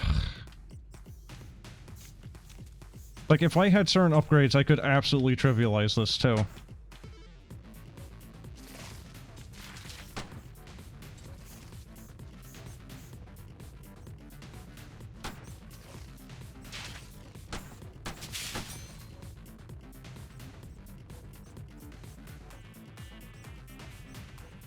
Okay, you know what? Last try. I don't think I'm going to get this. I do not want to be stuck in a loop for, like, half an hour. More.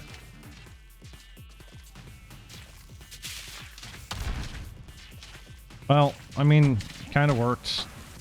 Not really the intended victims, but it worked, kind of.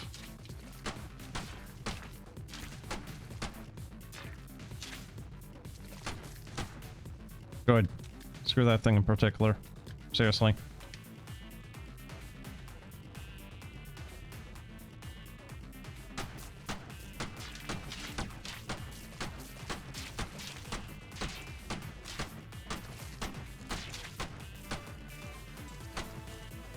It is kind of strange, though, but I do feel like there's an ever so slightly, like, bit of influence of Space Invaders in this. Okay. Now what? How the hell do I deal with the bat swarm? Because I do not want to jump through that pit of death to the bottom right.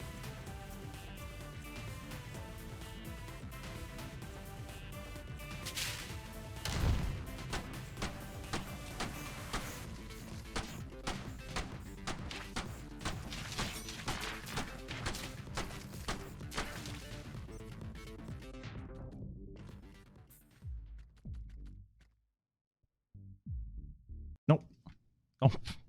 Nope. Nope. Nope. Nope. Nope. Nope. Nope. Nope. Nope. Nope. Nope. Nope. No, sir. No, sir. No, sir.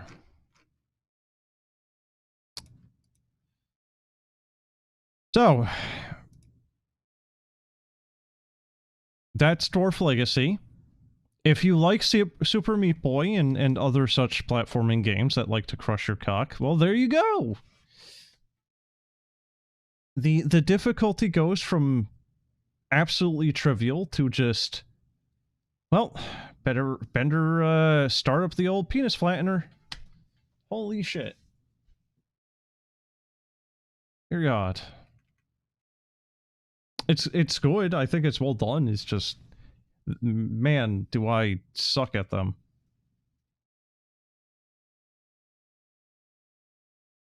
Alright. So, that is that for Legacies of the Dwarves. They're going to be putting it into the Grudge book.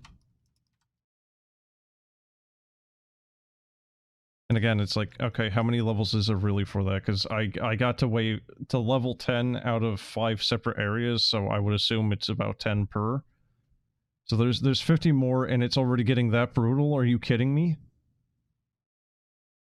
I really feel like that is going to be the platforming, like a big game for platforming speedrunners. Alright, so not really sure which game I want to do now. I got two here that I really particularly want to do, but I don't know how much energy I'm going to have by the end of either of them. Ah,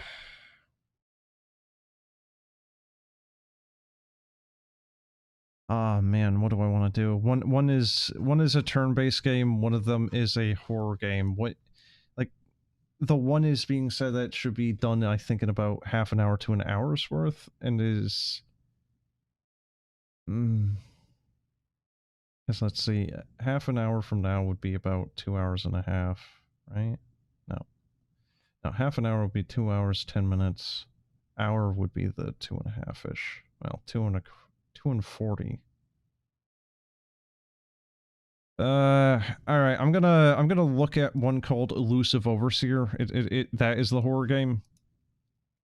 It, apparently has had some influence from Half-Life and just PlayStation 1 in general.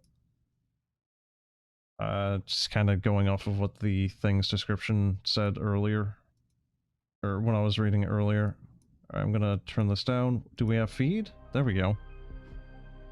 Alright. Is that a satellite? Because okay, so it says PSX and Half-Life, but I'm already seeing more of like Voices of the Void here. This game is meant to be played in a single session. Therefore, progress isn't going to be saved. Ew. Well, I guess I better strap in. I was going to say, I think this is also kind of like an SCP thing, and that immediately kind of confirms that. Overseer Project Committee, date redacted, subject, inspection of redact installations. You are directed to conduct an immediate assessment of the redacted installations. The purpose is to evaluate the operational status of the Overseer system, in addition to its infrastructure and the antennas alignment stations for the following redacted days. So, I'm not going to say this as like an attack on the, you know, like the game or the dev or anything here, but I absolutely fucking hate the redacted thing that a lot of the SCP stuff does. Because it is done lazily. Okay. It is done lazily, like, rather than actually coming up with a good story and using the redacted to keep things a little interesting, it'll be, you know, redacted, installations, redacted, date of redacted, right? Like, it's overdone. It's completely just overdone. You know, and it's like, okay, following redacted days. Why? Why? Why is this redacted?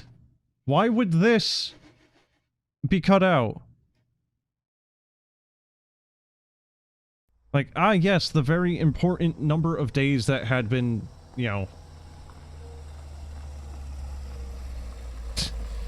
Government secrets. Actually, they paid him for 2 days of work, but he only worked 1 day, or vice versa. Ooh.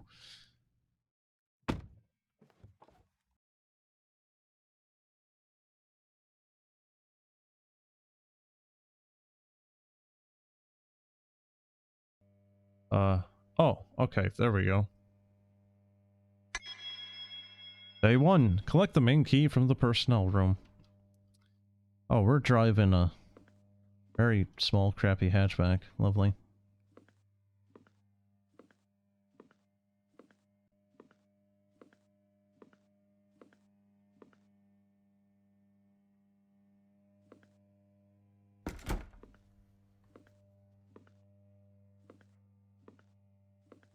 Okay, good. I was gonna say. I was gonna say that if that is what we are going to be doing for movement speed for this whole thing, I don't know.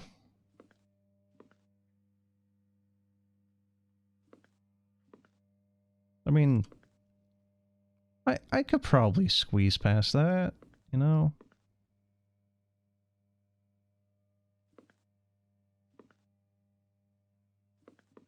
Is this the back rooms?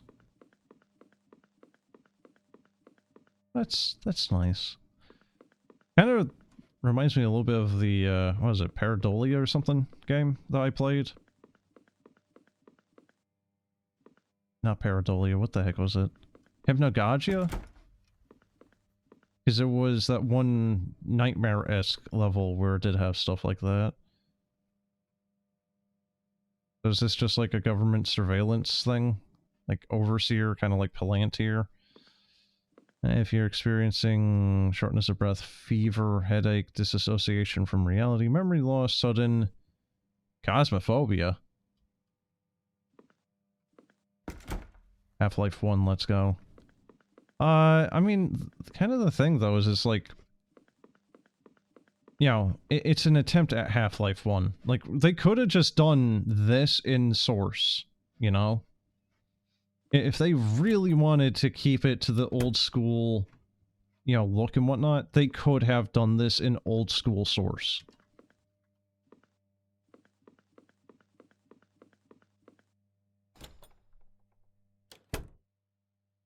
Alright, because it's like, look at some of the pictures, like the warning signs and whatnot, and you can see how,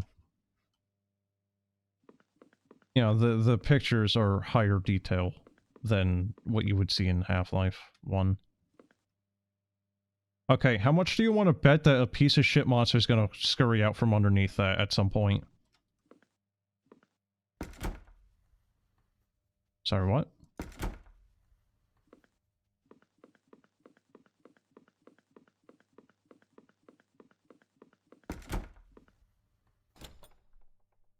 The sound is a big part of it. What, the little tippy taps I have for my feet? Go to the computer in the main room to check the status of the Overseer system.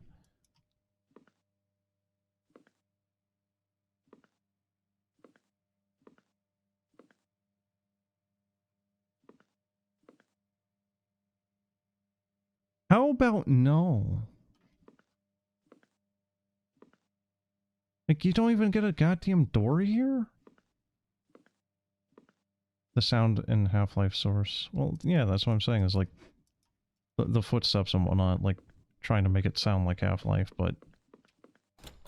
I don't know, I don't think it's using the Half-Life sounds, and I think you can use those.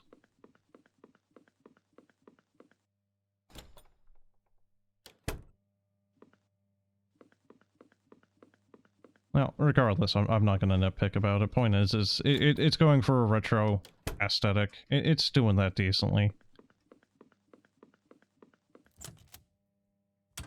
And it's not like I would know about working with Source, because I never have, but all intents and purposes, everything I've ever heard anyone talk about it is a pain in the ass.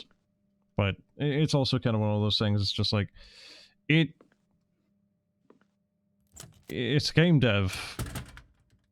Everything kind of is, isn't it?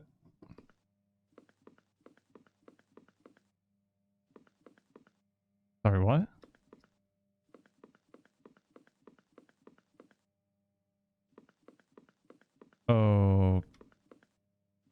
Okay. Oh, God.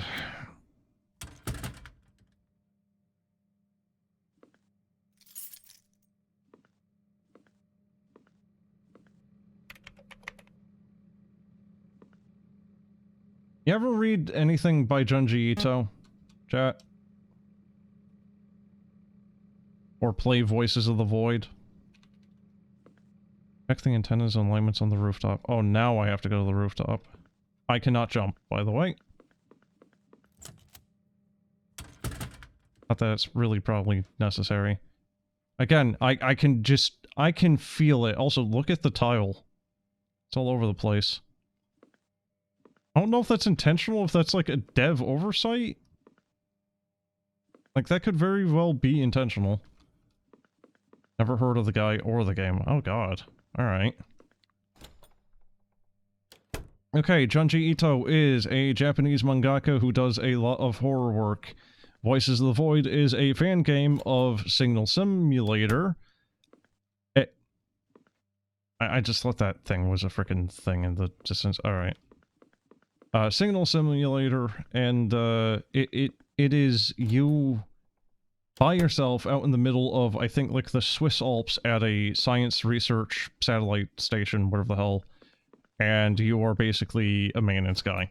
You are a maintenance slash scientist, and you're just making sure that the satellites are getting data. You're trying to look at a bunch of different signals coming from the outer space, you know, wherever these things are pointed to, and you're trying to look at the signals, seeing if anything is of value of them.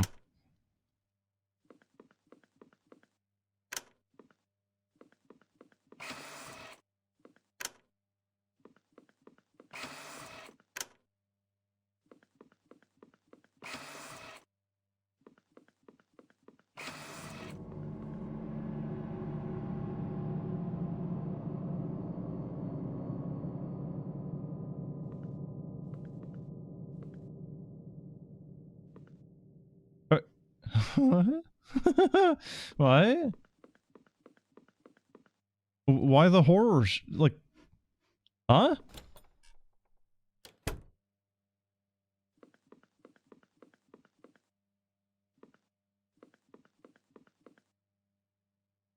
Assuming something happens other than maintenance in that game. Oh yeah, a lot of stuff. Like, I don't really want to say it, because if you look, you know, if you... Okay. Pick up trash? No? Okay.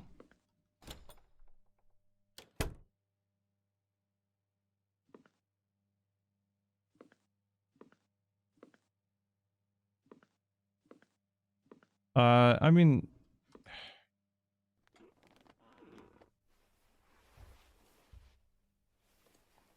It is a game that has a bunch to it. It's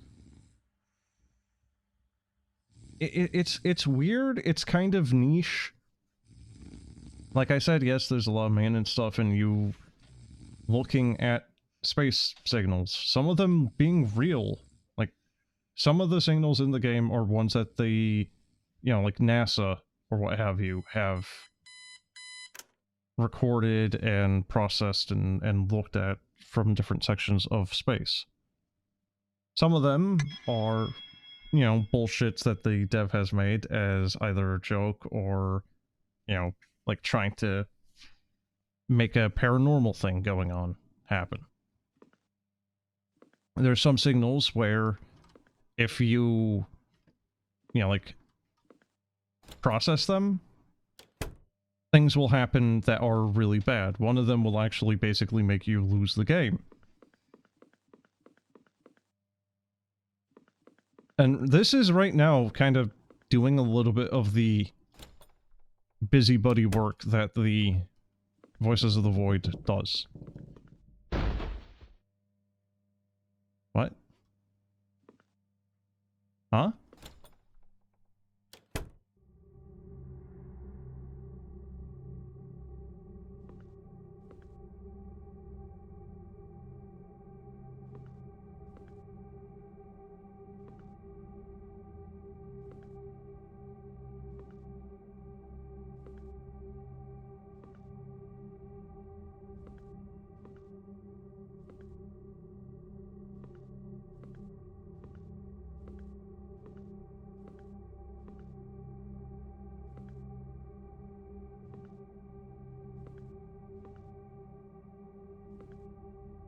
Okay, well,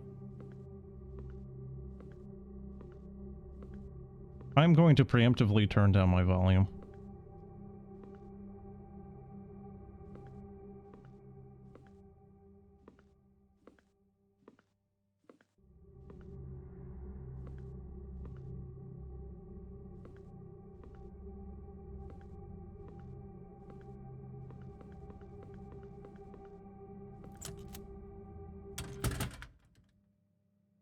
I can be an absolute little bitch when it comes down to games like this. The thing that really kind of gets me is, like, the suspense, like, the build-up to it. You know, it's like, once the monster's there, I can fucking make fun of it.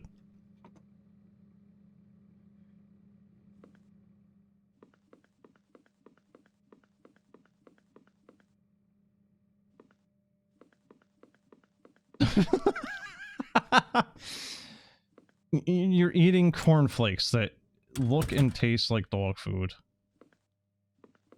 But why? Like, if you don't like the cornflakes, why are you eating them? Like, are you just that hungry? Healthy. Well, I don't know, just put like 20 tablespoons of sugar in it. It'll taste better.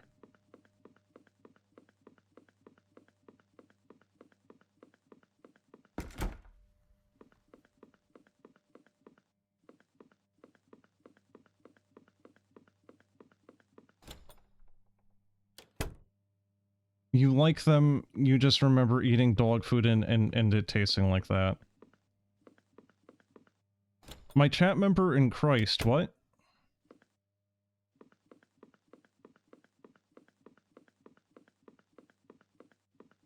Why?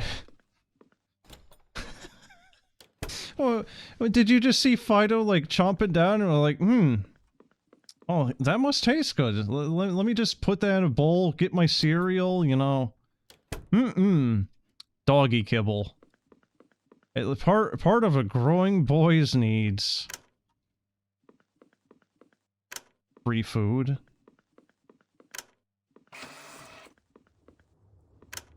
I mean, it's not really free if you're the one that's buying the food for the dog to begin with, is it?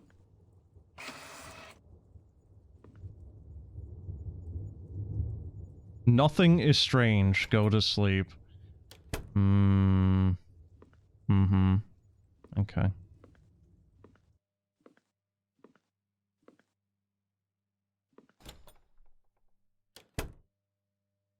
I want to at least, like, grab the fucking fire extinguisher for safety. Like, at the very least, I can, like, extinguish the monster coming at me.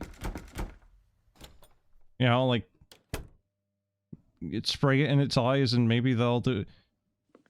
Okay, I thought my privacy curtain was, like, gone. Like, come on, man. Really? You're gonna, like, watch me or kill me when I'm, like, changing? That's low, man.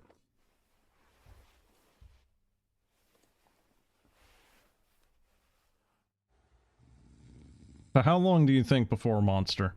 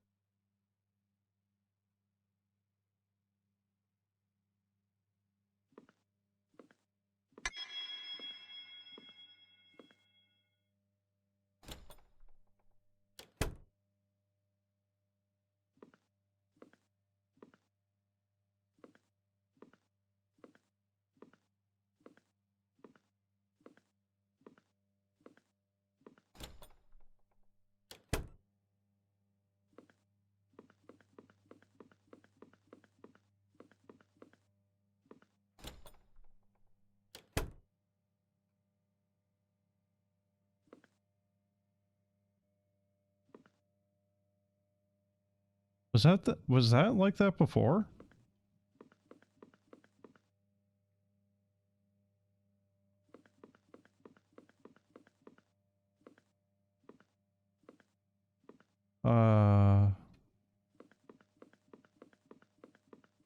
No.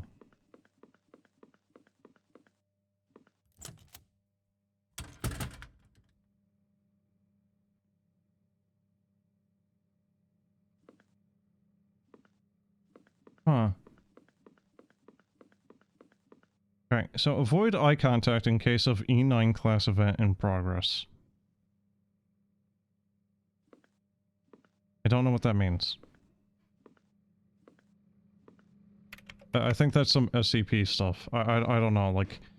Oh, if there's a cognito hazard around, do not look at it. Ooh.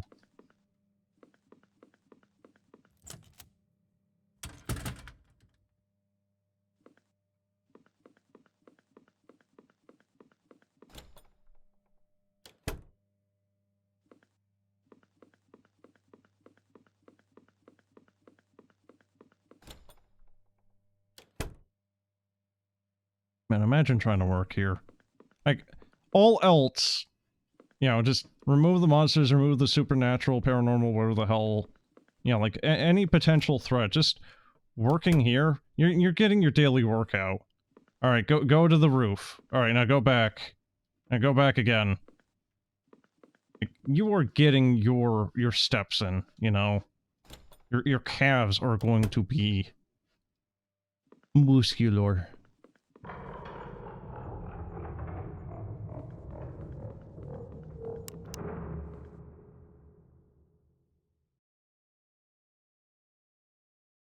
Reactivate the generator. Oh, where? Hard to build that muscle without kibble. Well, that's why you import whey. You know, or creatine or whatever the hell. What are the protein supplements? Because it's like, you got whey, you got creatine. Don't you have like a third one that's pretty popular too? Also, performance has gone kind of dog shit. Also, what is happening there? That's the second time that's happened. I'm not doing anything, by the way. Right? If I... That's it. I push one button, you, like, slide down the stairs.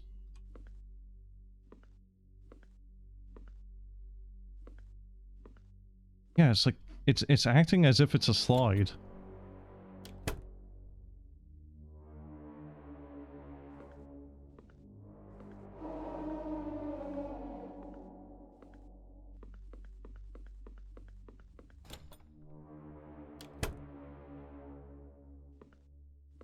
That's fine. I'll just sleep it off. I keep getting stuck on geometry, by the way, and I have this feeling. I just have this feeling, this tingle. Lumpa! That I'm just going to get killed.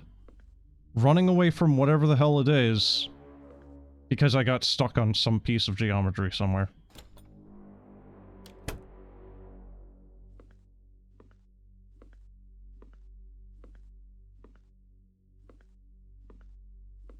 Yeah, it really is just a slide.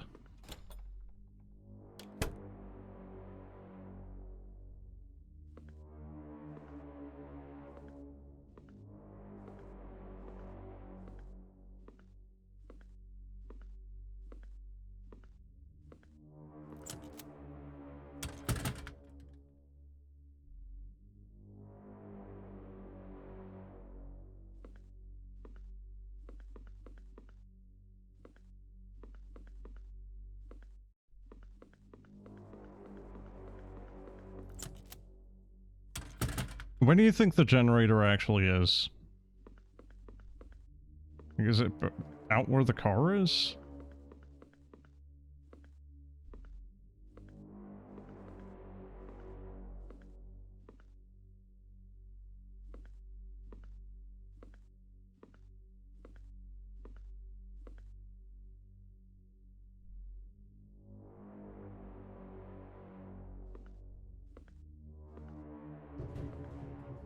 Well, if you want muscle, protein's a really good way of building muscle. Just snack on some alien tentacles. You know?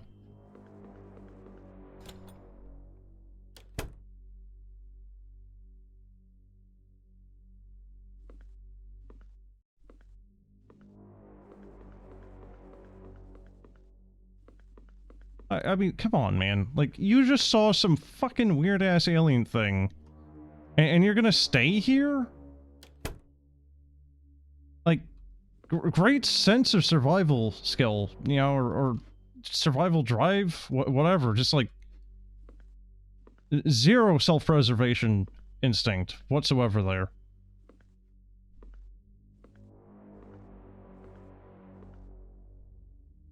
That is... that is a Half-Life lever.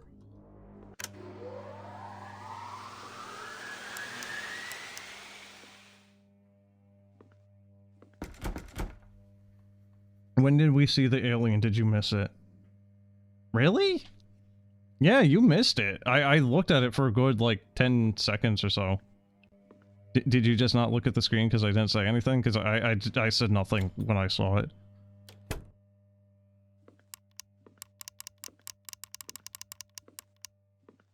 You think that the alien is scared of the light?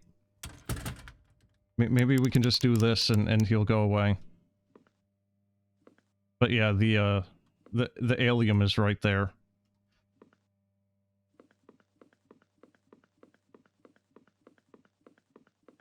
The stream buffered.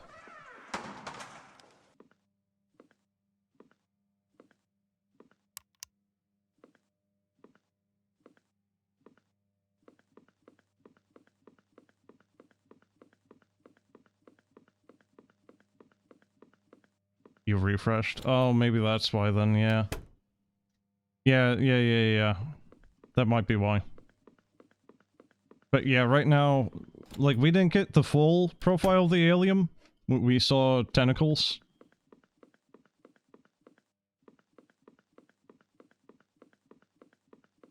I swear to God, I'm gonna go out here, I'm gonna check the things. He's gonna, like, scurry out of there. Mark my words. You're getting an IKEA ad? Oh, rip, I guess.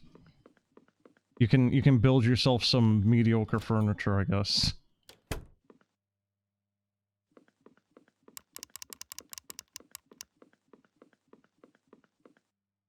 I have never gotten anything from IKEA. I don't even remember if I've ever even really seen an IKEA in person.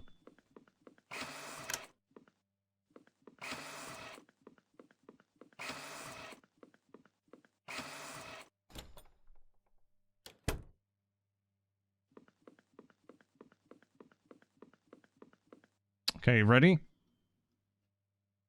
That little shit's gonna be in here, I swear to God. No? Oh.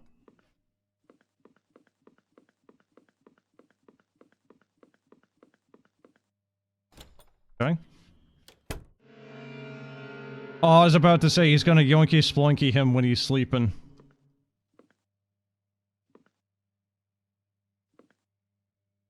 Yeah, it kind of looks more like frickin' jam. Again, this guy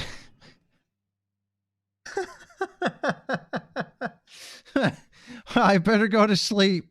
I saw this alien, you know, there's this shit on the ground now. It's obviously, like, in the vents. Let me just go sleep! It's fine. It's like the Voices of the Void character, you know, it's just like, let me eat these shrimp while the weird alien cat creature thing wants to frickin', like, kill me because I stole their cube.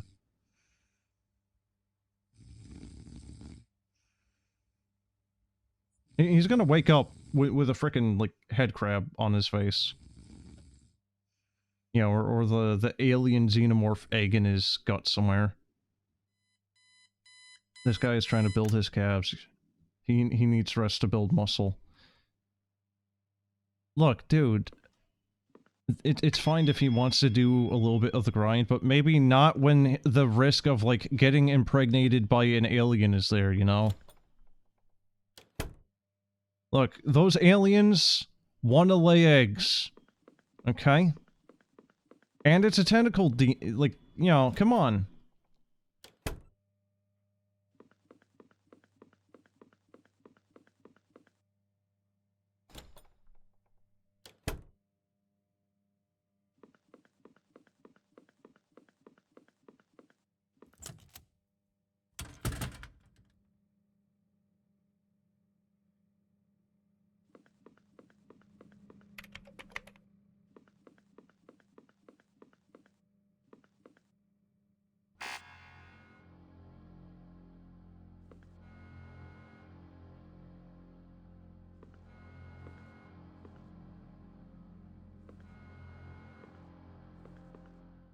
Okay, wait. So, every day you go check the alignment of the antennas, even if it's green, but now it's red and you still have to do it. So, like, huh? Alright, whatever. The guy is so lonely out there, he's looking forward to some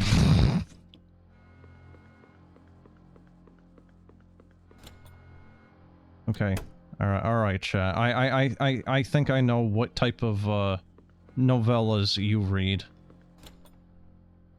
You know, you search for the ones with tagged of mpreg. I don't like this conversation. I'm gonna change. So anyway, how do you feel about corn? Do you like corn? You know, maize?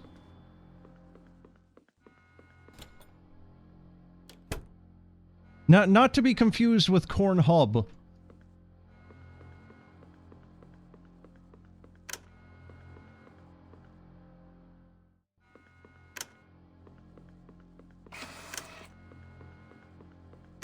I do find it kind of funny how you can do that and then just run.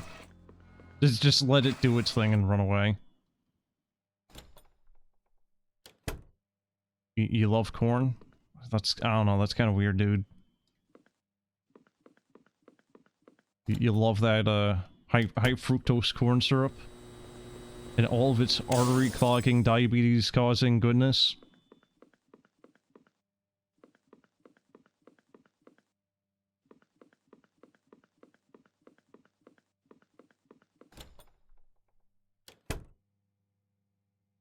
Wait, I thought we just lost power.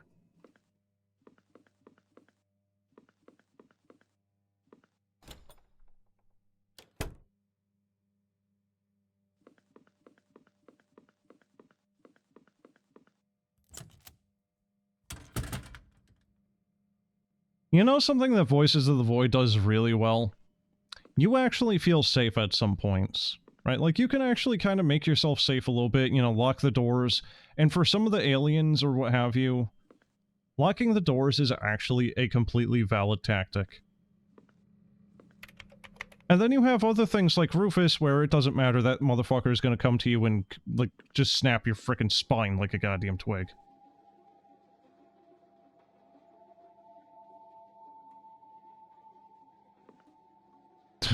Really?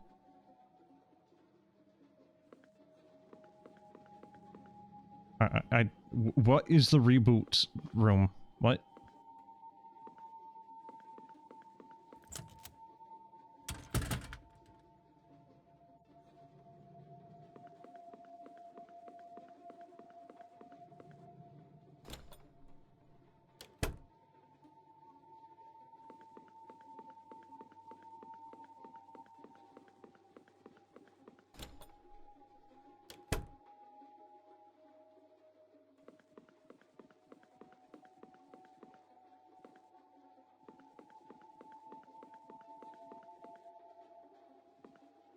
Huh?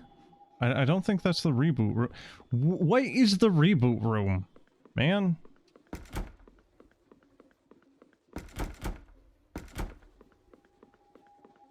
It looks like the alien dragged their butt on the floor. I mean, it could be an alien dog, you know? I mean, look, it's got tentacles. That doesn't mean it's not a dog for the aliens. You know, it's like... I don't know, man.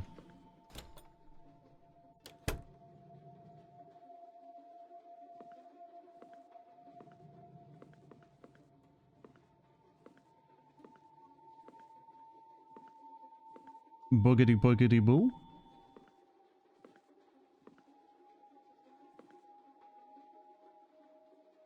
I like how you can't even get here. You would not know it's actually here. So the alien is actually helping us.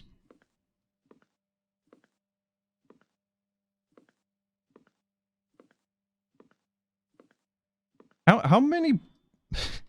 How much bodily fluid is this alien losing? Jesus. 17 hours remaining. Oh, that's nice.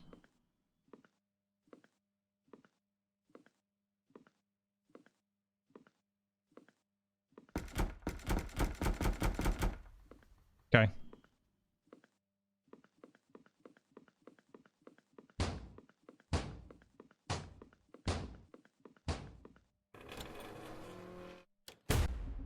What?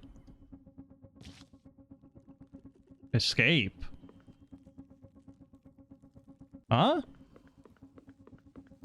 Is it after me?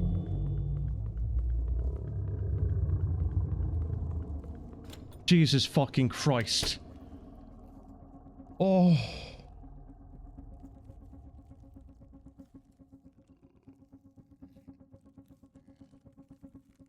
I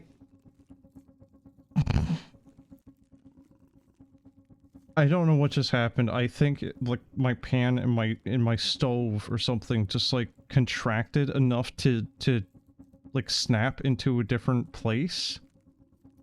All I heard was a metallic thud in the next room over.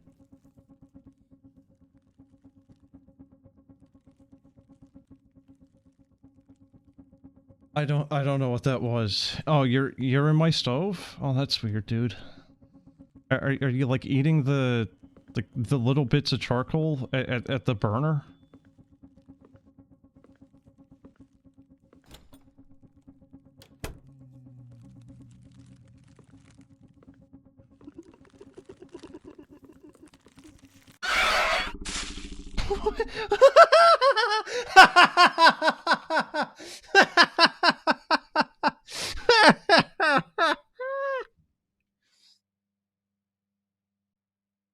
Oh, what? I guess something came at me. I didn't even see it. I think it came from behind me to my left. I think I saw it for like half a frame and then just... Oh, you died. You're part of them now. Okay. I guess we're the thing now.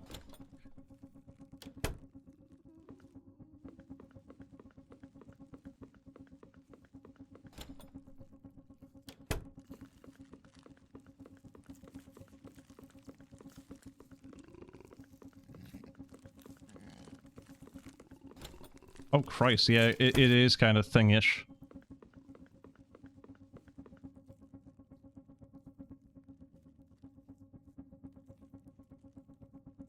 Not in here though? Probably because of the pathfinding.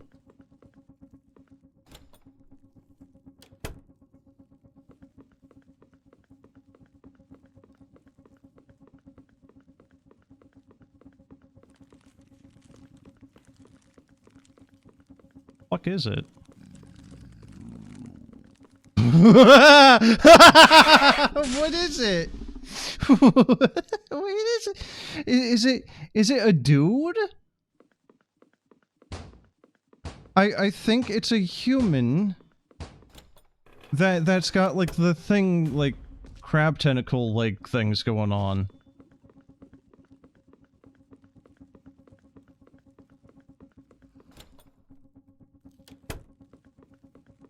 Will this kill me? Nope. Okay. Alright, then, yeah, okay.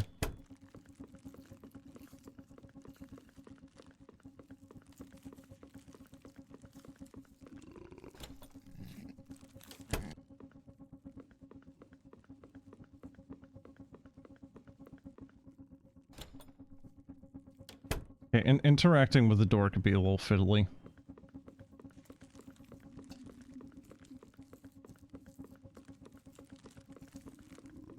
Why does it take the aliens like 4 days to finally try to kill you or assimilate you or whatever, you know? Like, Jesus Christ, look at the blood!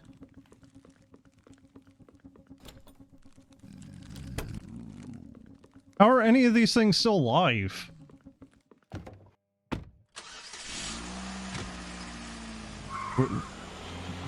Did they try to use the car?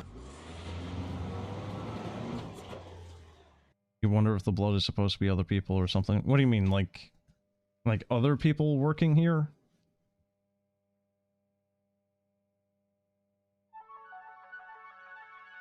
Solo creation by J. Herrera.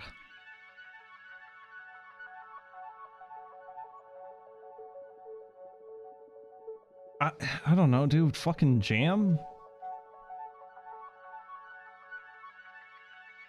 You know, just like a little bit of strawberry jam or raspberry jam. You know, the aliens have a very particular taste for jam. The amount of blood on the floor, like, they would not have anything left in their body. The aliens would be dead just for Just for the sheer fact that they would have just had all of the blood, all of their fluids just leave. There'd be nothing left for them. Alright, so... should I go for one more?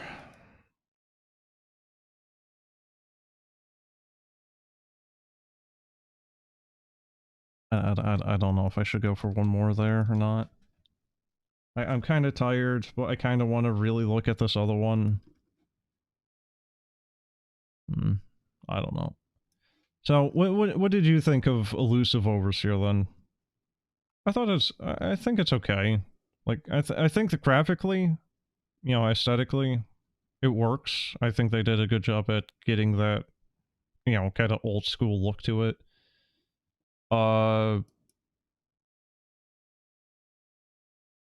The horror aspects I'm a little mixed on. The constant, like, light flashing is a little bit eh. Had potential, but you are also scared of horror games, but this wasn't scary enough to scare you. So what is your, like, limit then for horror game?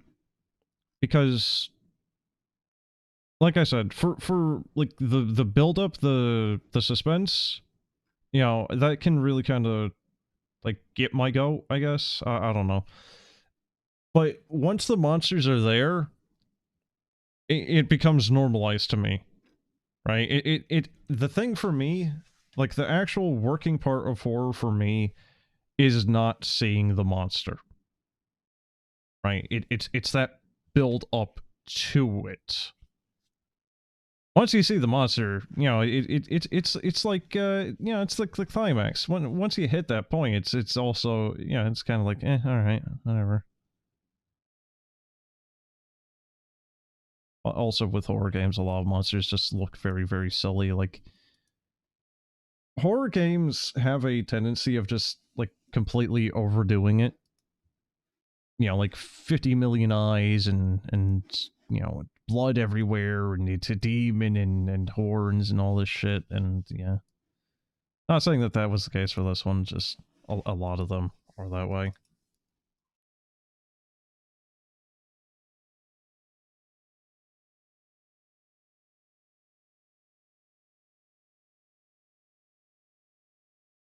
I'm going to true the build-up and overall atmosphere is what's truly scary. Didn't get that.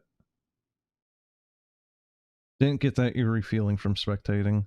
Yeah, I mean, again, it's one of those things where I think it takes a little bit of time and skill and effort, and I kind of feel like it overplayed and underplayed some cards. Right, like the music, the sound effects, like the very first day there, what was it, I think? Right, like the very first day where you're doing the antenna adjustment, and then there's like a horror sting. Nothing happens. Like, why is it there? You know? But I'll be right back. I'm going to get some water, and then I will be doing another game.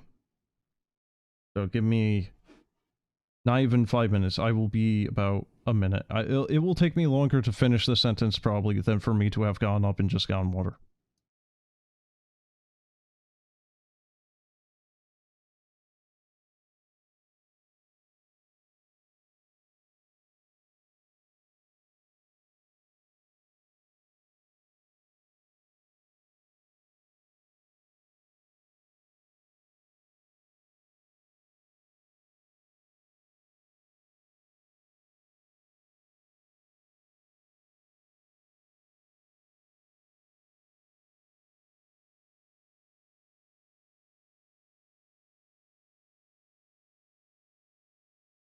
Okay. Okay, alrighty, alright.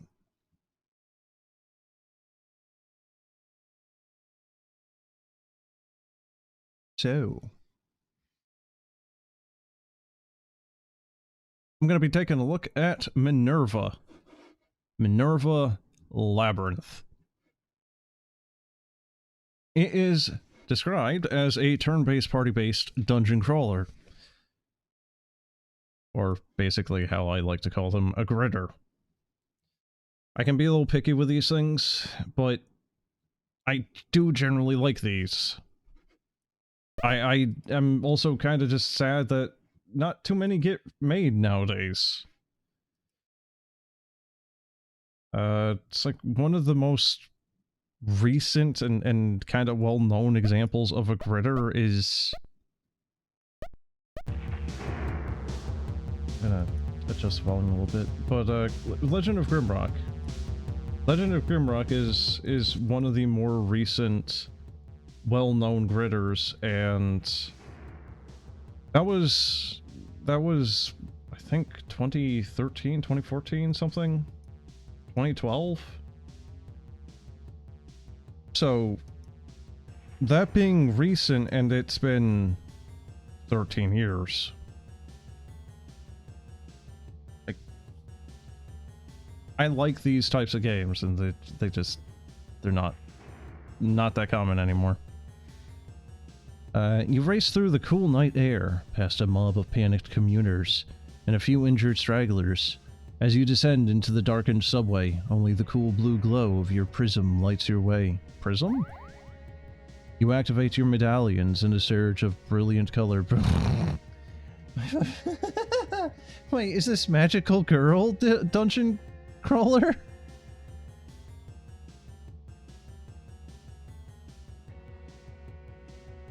You activate your medallions and a surge of brilliant color bursts forth as superhuman energy electrifies your body and mind. Your street clothes melt away, and the dazzling light surrounding you hardens into armor and weapons. As the torrent of light subsides, an eerie sensation comes over you, the feeling of being watched by something just at the edge of your vision, something that isn't quite there.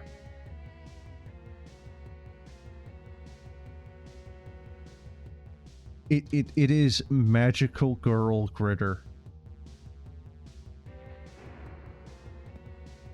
Bump. Okay, locked. How do you rotate? Okay, so there's mouse control, but not much. Okay, so ASWD just lets you strafe, but mouse is... Or not mouse, sorry. Arrow keys is actually rotation. First aid station. This storage room looks like a fair bit cleaner than the rest of the area. Okay.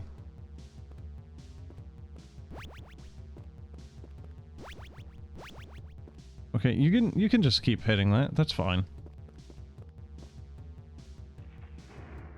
Your prism sparkles to life as the cheerful face of your operational support appears in front of you. What is it? Is it a cat? Hubie? No. Diana. She's got red eyes. Are we sure she's a good person? Minerva Squad! We're reading some minor spatial distortions in the area. The large hate that you're pursuing must have attracted some smaller ones. We can't tell exactly where they are, so proceed with caution.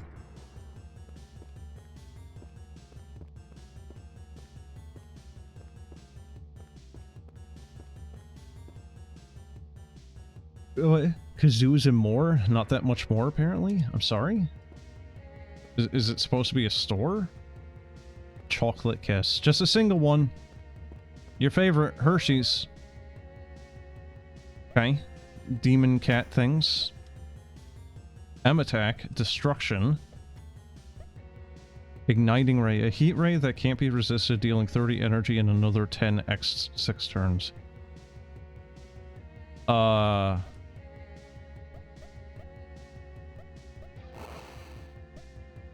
Okay.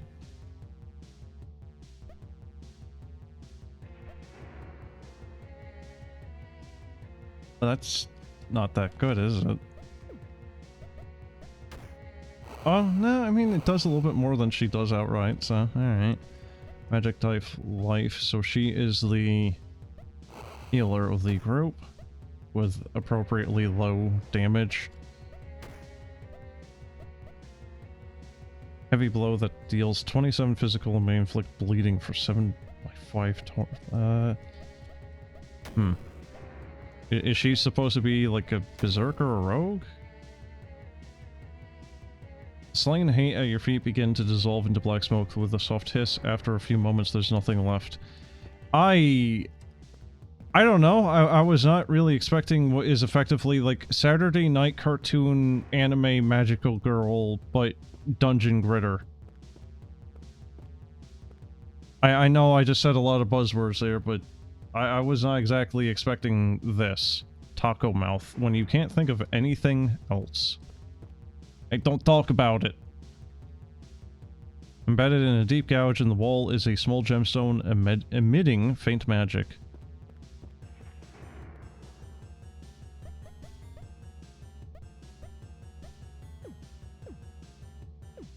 Wait, what?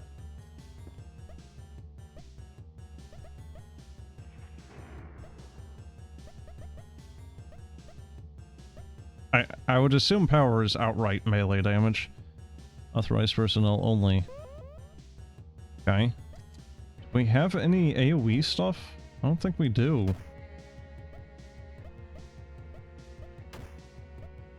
Okay. Igniting Ray. A Strew. Okay, they are almost dead. Removes one harmful... No. We have 2 healers. I think the white bar is a shield, or it's like a secondary life bar overheal? I don't know.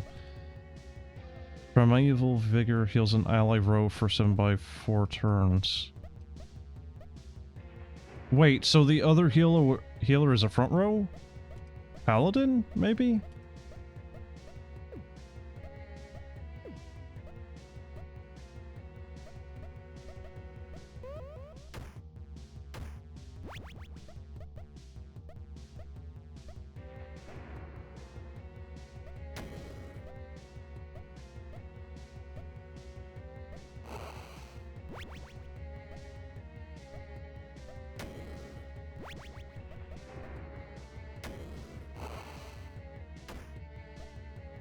I'm not sure what's restoring mana to that one.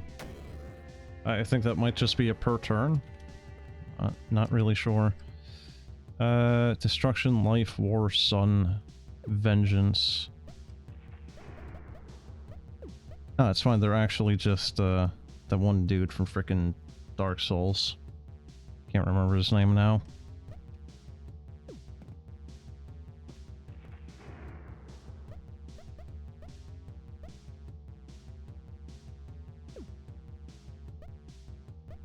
Controls are a little confusing at points.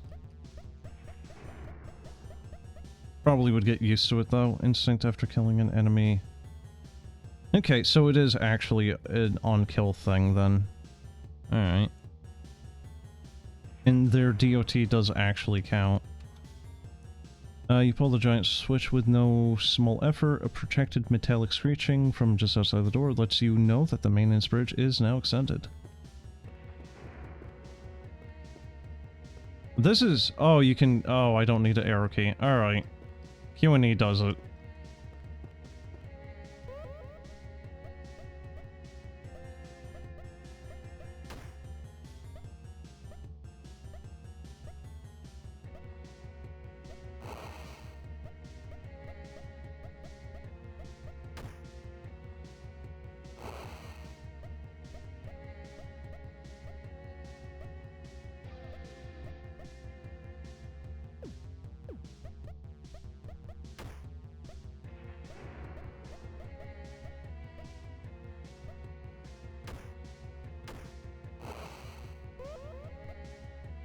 I'm kinda curious just how long this tutorial will last. It's not even really much of a tutorial, I don't think. Like, it's not really hand-holding you all that much.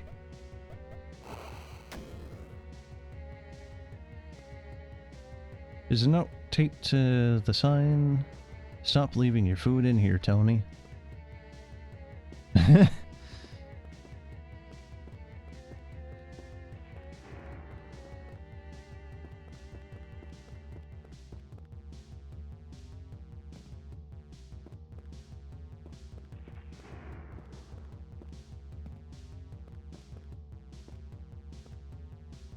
There's no sign above the door to the Snick-Knack shop. A group of hate is snarling and clawing at the door to the stockroom, which is already starting to buckle.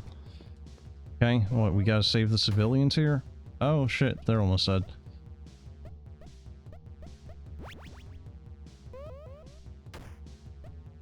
Well.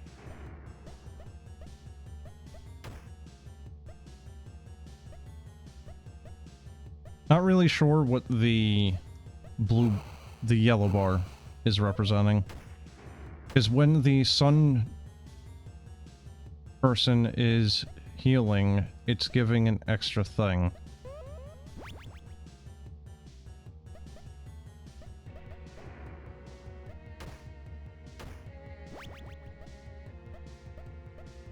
Okay, no more mana, so that's bad.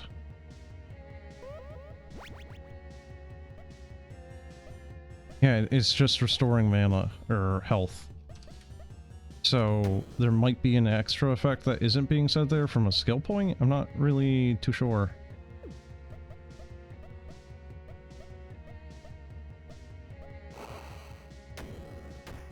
There we go. That's one.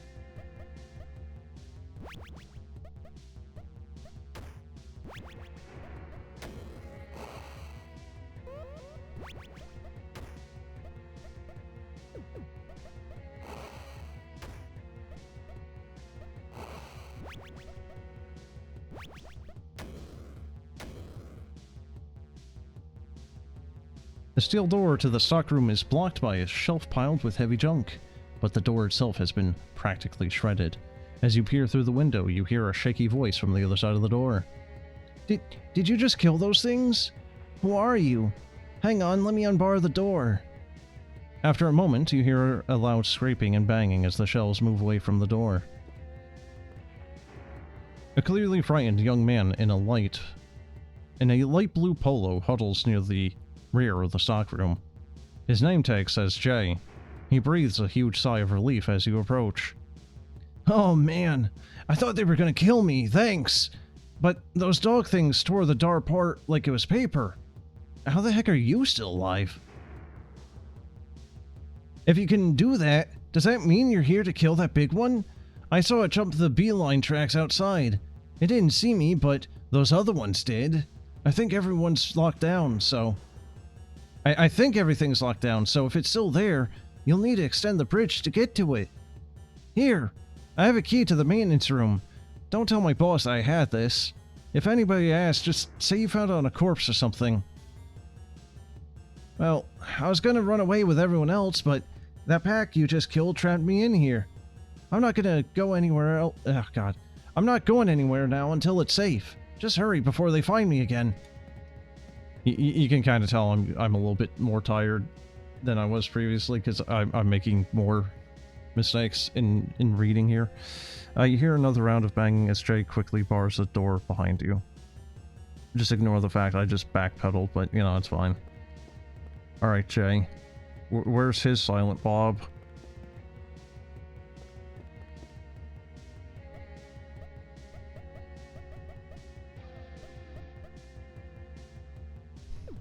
I don't know who could even really benefit from that. Restores 30 HP.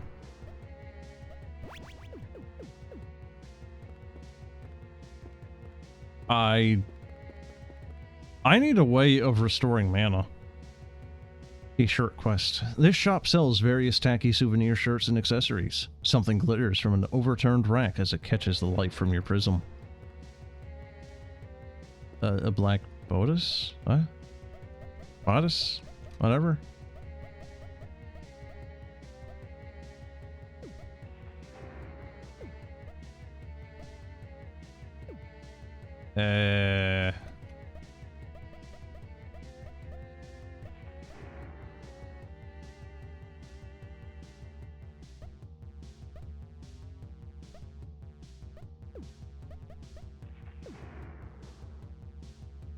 The ceiling on the other side of this door has collapsed, blocking the door with debris. It's kind of a cheap and easy cop-out, isn't it? It found 25 something. I don't know. I would assume currency of some flavor. Can I hit M? Yes, we have a map. I think it was on the other side.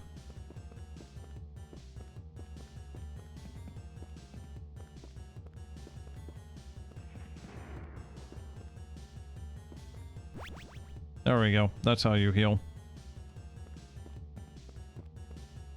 Where was it, though? I remember there was something we needed to...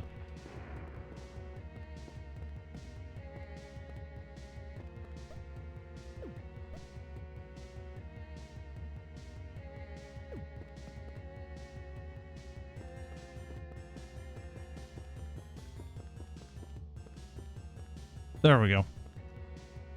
Misremembered.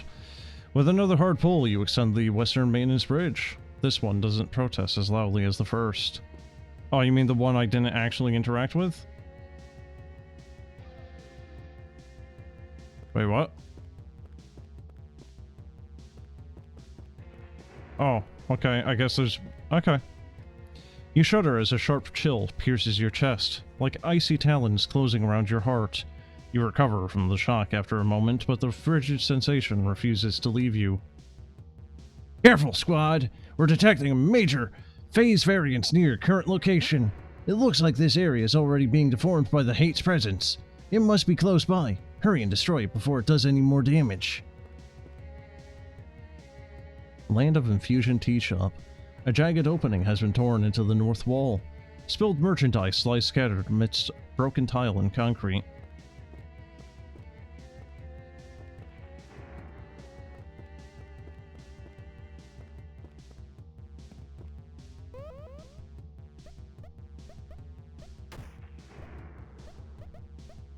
This is just the tutorial.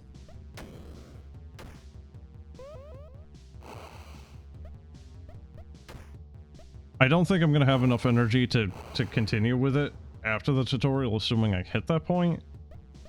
But it does make me wonder just how this game is actually going to start off with, like, you know, like one person and their magical girl, and then you slowly form a squad. I have no idea.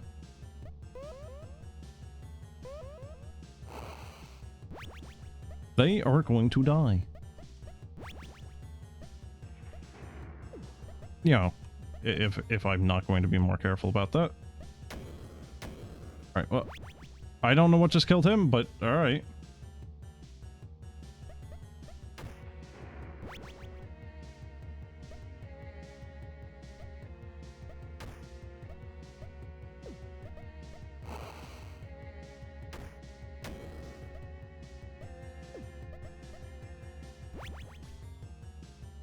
This could go either way.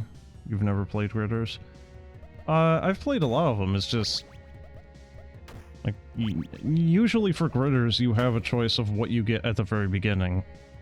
But this seems to be trying to be more of like a storytelling thing, as opposed to just kind of like... that's kind of not disingenuous, but kind of like dismissive of like Grimrock and whatnot, because they are telling stories, but it's really less about who the individuals are, more of like the overarching story. Like, you are... God, what was the story for Grimrock even? I think it's like...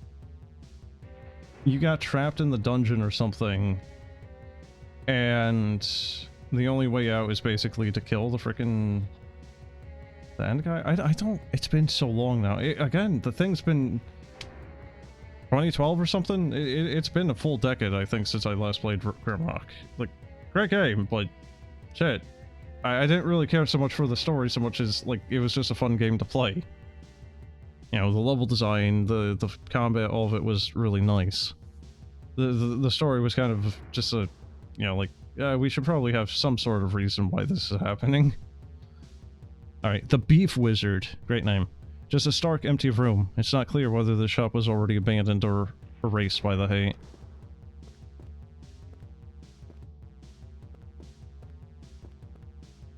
And also, again, it's just... yeah, it's a gritter. Maybe you haven't played a lot of gritters, but... it's doing a lot of, like, magical girl... you know, like, anime stuff, I feel.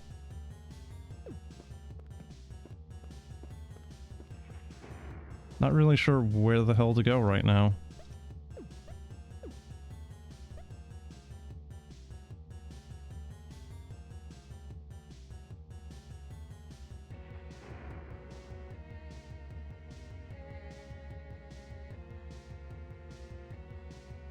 All of the gates are just permanently locked down right now.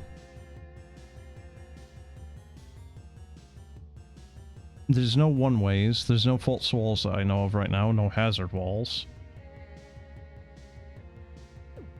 Oh.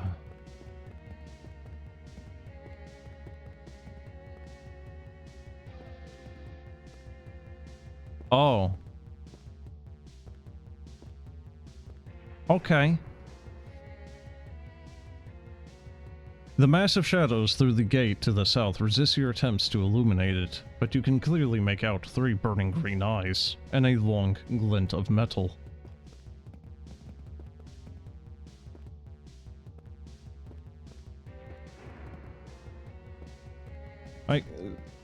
It keeps referring to a thing called a prism, and that's probably the magical girl power thing, but I keep thinking it's also just a cell phone.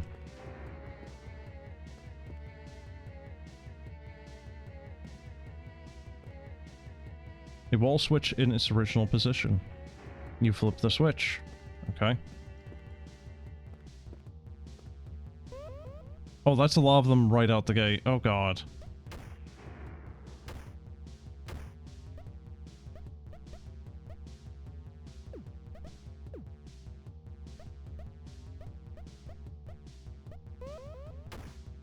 So I think your backline is actually relatively safe. It seems like the monsters are generally going for your frontliners. Good miss. Good job. So there's a little bit of a... Their teeth are protruding through the bottom of their jaw. Oh, you can't see my mouse, can you? There's mouse control, by the way.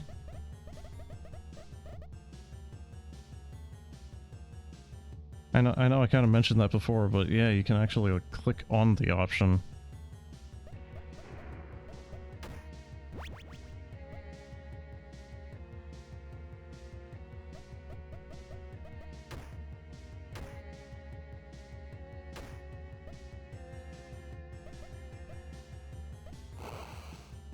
Oh, that was pitiful.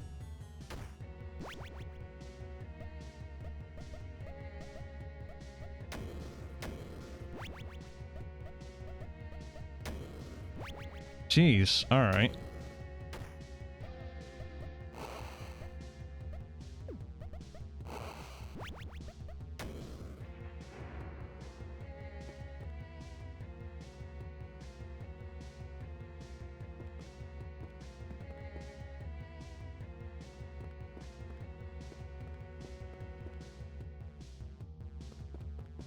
I'd assume lavender drops are... Yes, they are mana. Okay.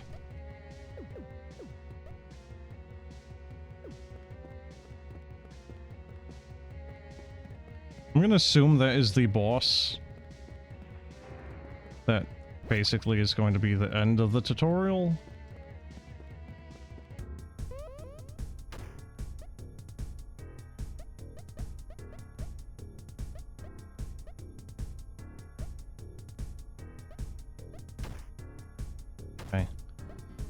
Still not really sure right now on whether or not I really want to focus on, you know, like the ads, bleed the ads, or focus on the big guy first.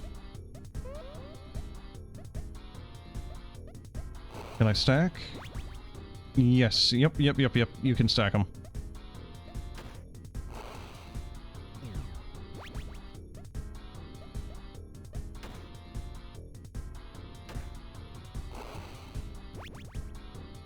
So have you never played a gritter, chat?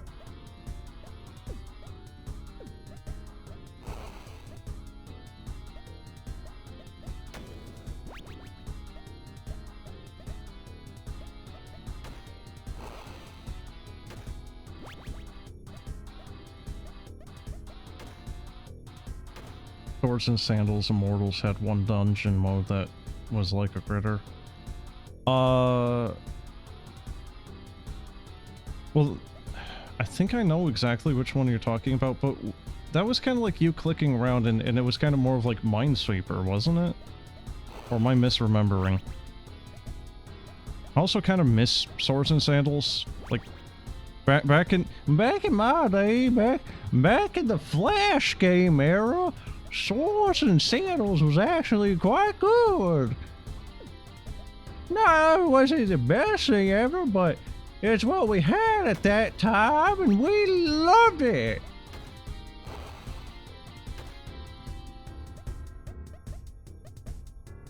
Trials of Valor is inspired by Swords and Sandals, but real time. I honestly can't say I'm surprised that you would say this.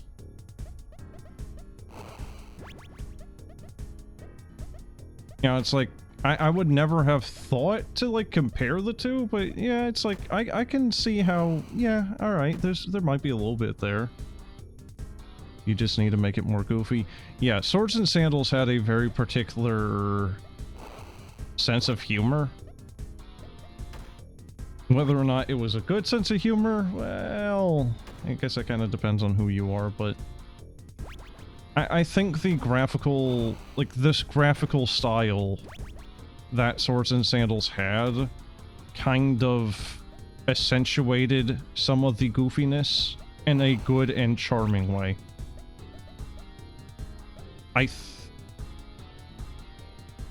The humor worked for 7-year-old you. Oh, look at Mr. Young Whippersnapper here. This thing has a lot of health, by the way. I thought for sure he would have died by now. He still is not dead. Never mind. We found an iron greatsword. Oh god, they're only level 2? The hate lets out a bone-rattling howl and crashes to the floor, shaking the ground. After a moment, it begins to evaporate into hazy black smoke, and the icy sensation around your heart begins to thaw. Fantastic job, Minerva Squad! I knew you could do it! Return to headquarters as soon as you can. Dr. Champier wants to speak with you right away. When you're ready, just head for the stairs north of your position. I'll see if I can just override the gate controls from here and open it for you. I don't want to try and explain this to the city right now, though. I don't want to take... Yeah, I kind of accentuated that unnecessarily. Your superficial injuries have already begun to mend and fade away. Though the beast could have likely felled a tree with its monstrous blade, you've suffered only a few cuts and bruises. Yeah, we get it. They're magical girls. Got it.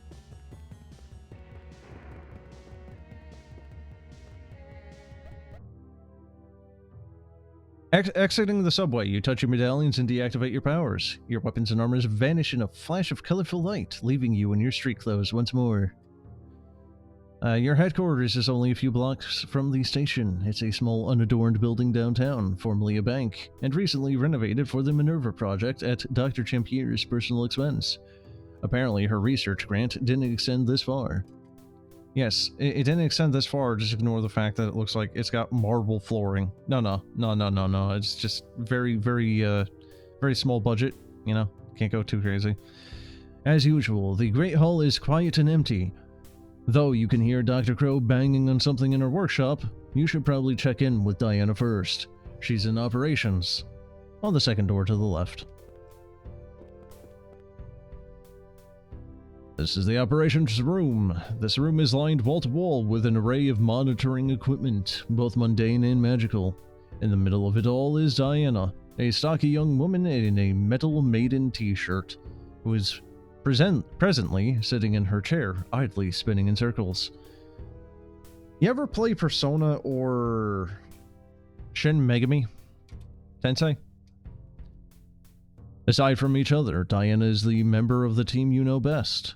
She joined the Minerva project as head of operations right out of college, and worked closely with you as you learned to control your powers. Seen a bit of Persona 5. Okay. I kind of feel like there might be a little bit of SMT in this one.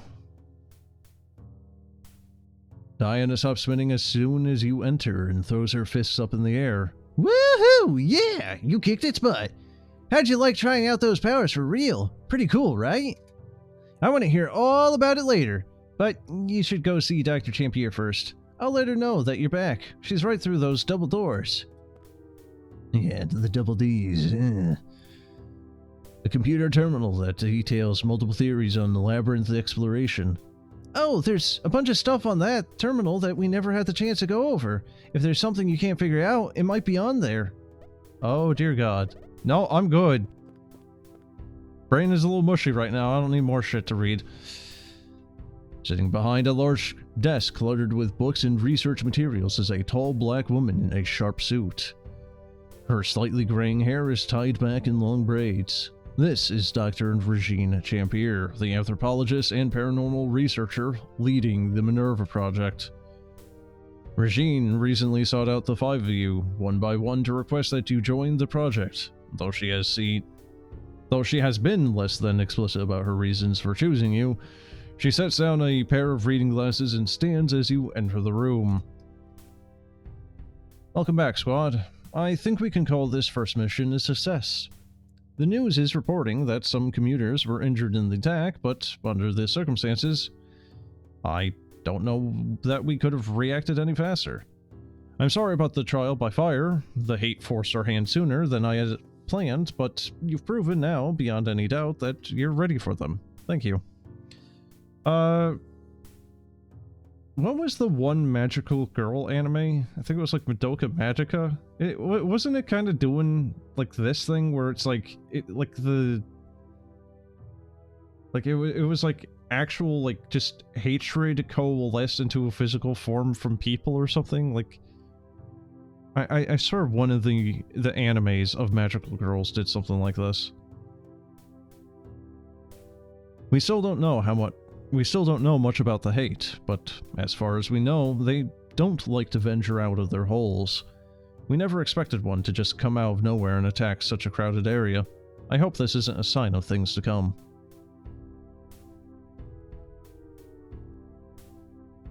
At any rate, now that that's dealt with, I have something a bit less urgent than that I'd like you to look into. A few weeks ago, not long before the five of you joined us, we uncovered evidence of hate activity around a decommissioned hospital building on the north side of town. The building was the site of Einsdottir Memorial before they opened their new facility. We have no idea how long the hate have been there, but there's no doubt that they've twisted it into a labyrinth by now. I need you to enter the labyrinth and eliminate any and all hate from the premises. Be advised though, this won't be like the subway station. You haven't encountered a true labyrinth before now. Frankly, none of us really know what you can expect. All we know is they're a sort of provided. Oh yeah, I'm talking over here. Provided mirror of the real world. Be ready for anything. Well, that's all, squad. I know you've had a long night, so be sure to rest up before you head back out. Oh, and check in with Dr. Crow before you go. She's been working on some new equipment for you. Good luck.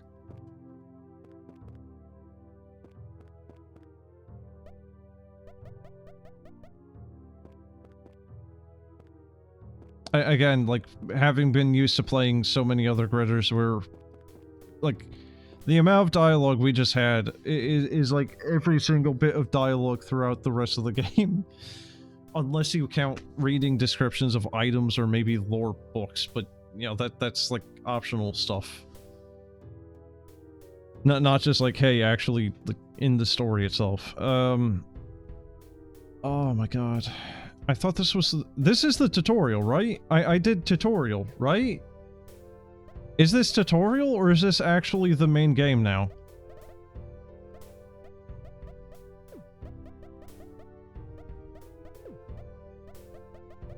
Okay, so they leveled up. Do we have skill points?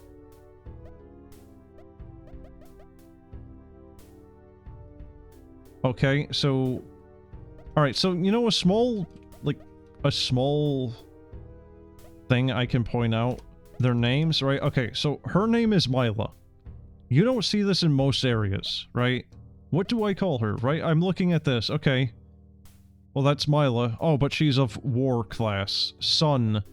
Vengeance. Like, you don't really have a name present here. Mila? Whatever. Point is, though, she got a new thing. Yeah, they... well, okay. This one didn't. A shattered ally. I assume that is going to be... I'm gonna assume that's a res? I don't know. Okay, so 2 of our dudes did not actually get anything. Can I just leave? Yes, actually.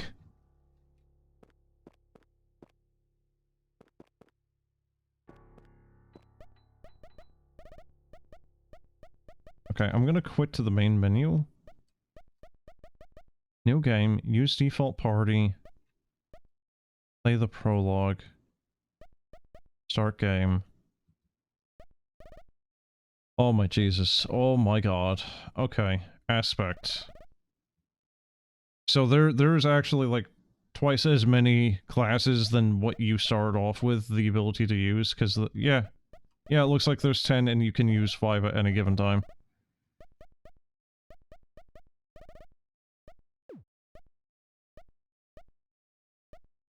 Oh shit, you can even give them like little extra traits to benefit. That's kind of nice.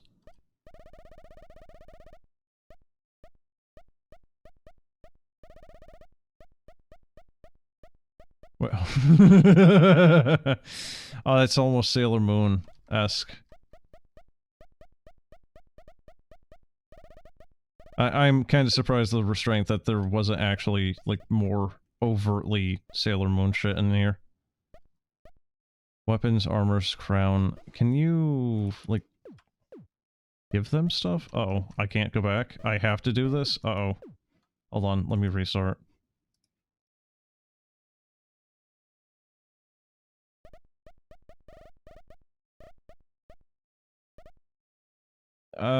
So it says 2021 to 2025, so I guess this might have taken them 4 years to develop. Which, I mean, you know, all things considered, that seems like a probably reasonable amount of time to actually work on this. It seems like it's pretty well put together, really. I'm not really seeing too many things to really complain about.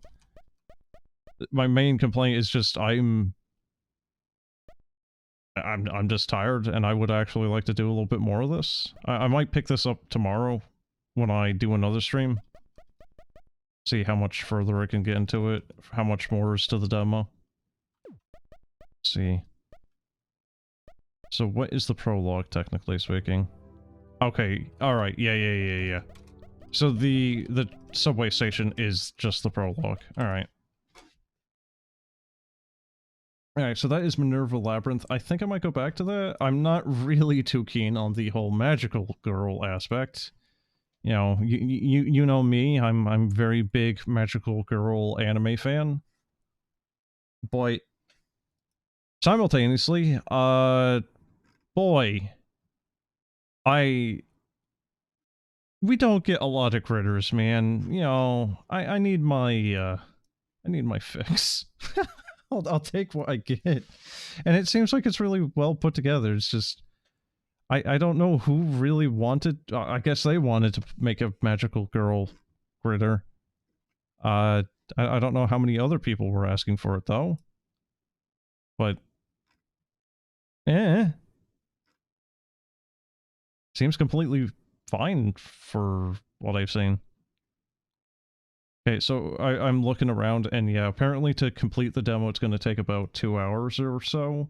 And I do not have the energy for that. I'm going to actually fall asleep at my desk here if I try that.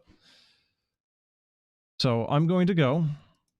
I'm going to pick this up at a later point in time. I might do it tomorrow.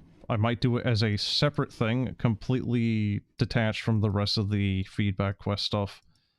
I don't know. Probably not. I think I might just do it with the rest of it and just continue the stream after that point. I don't know. But anyway, I'm gonna go.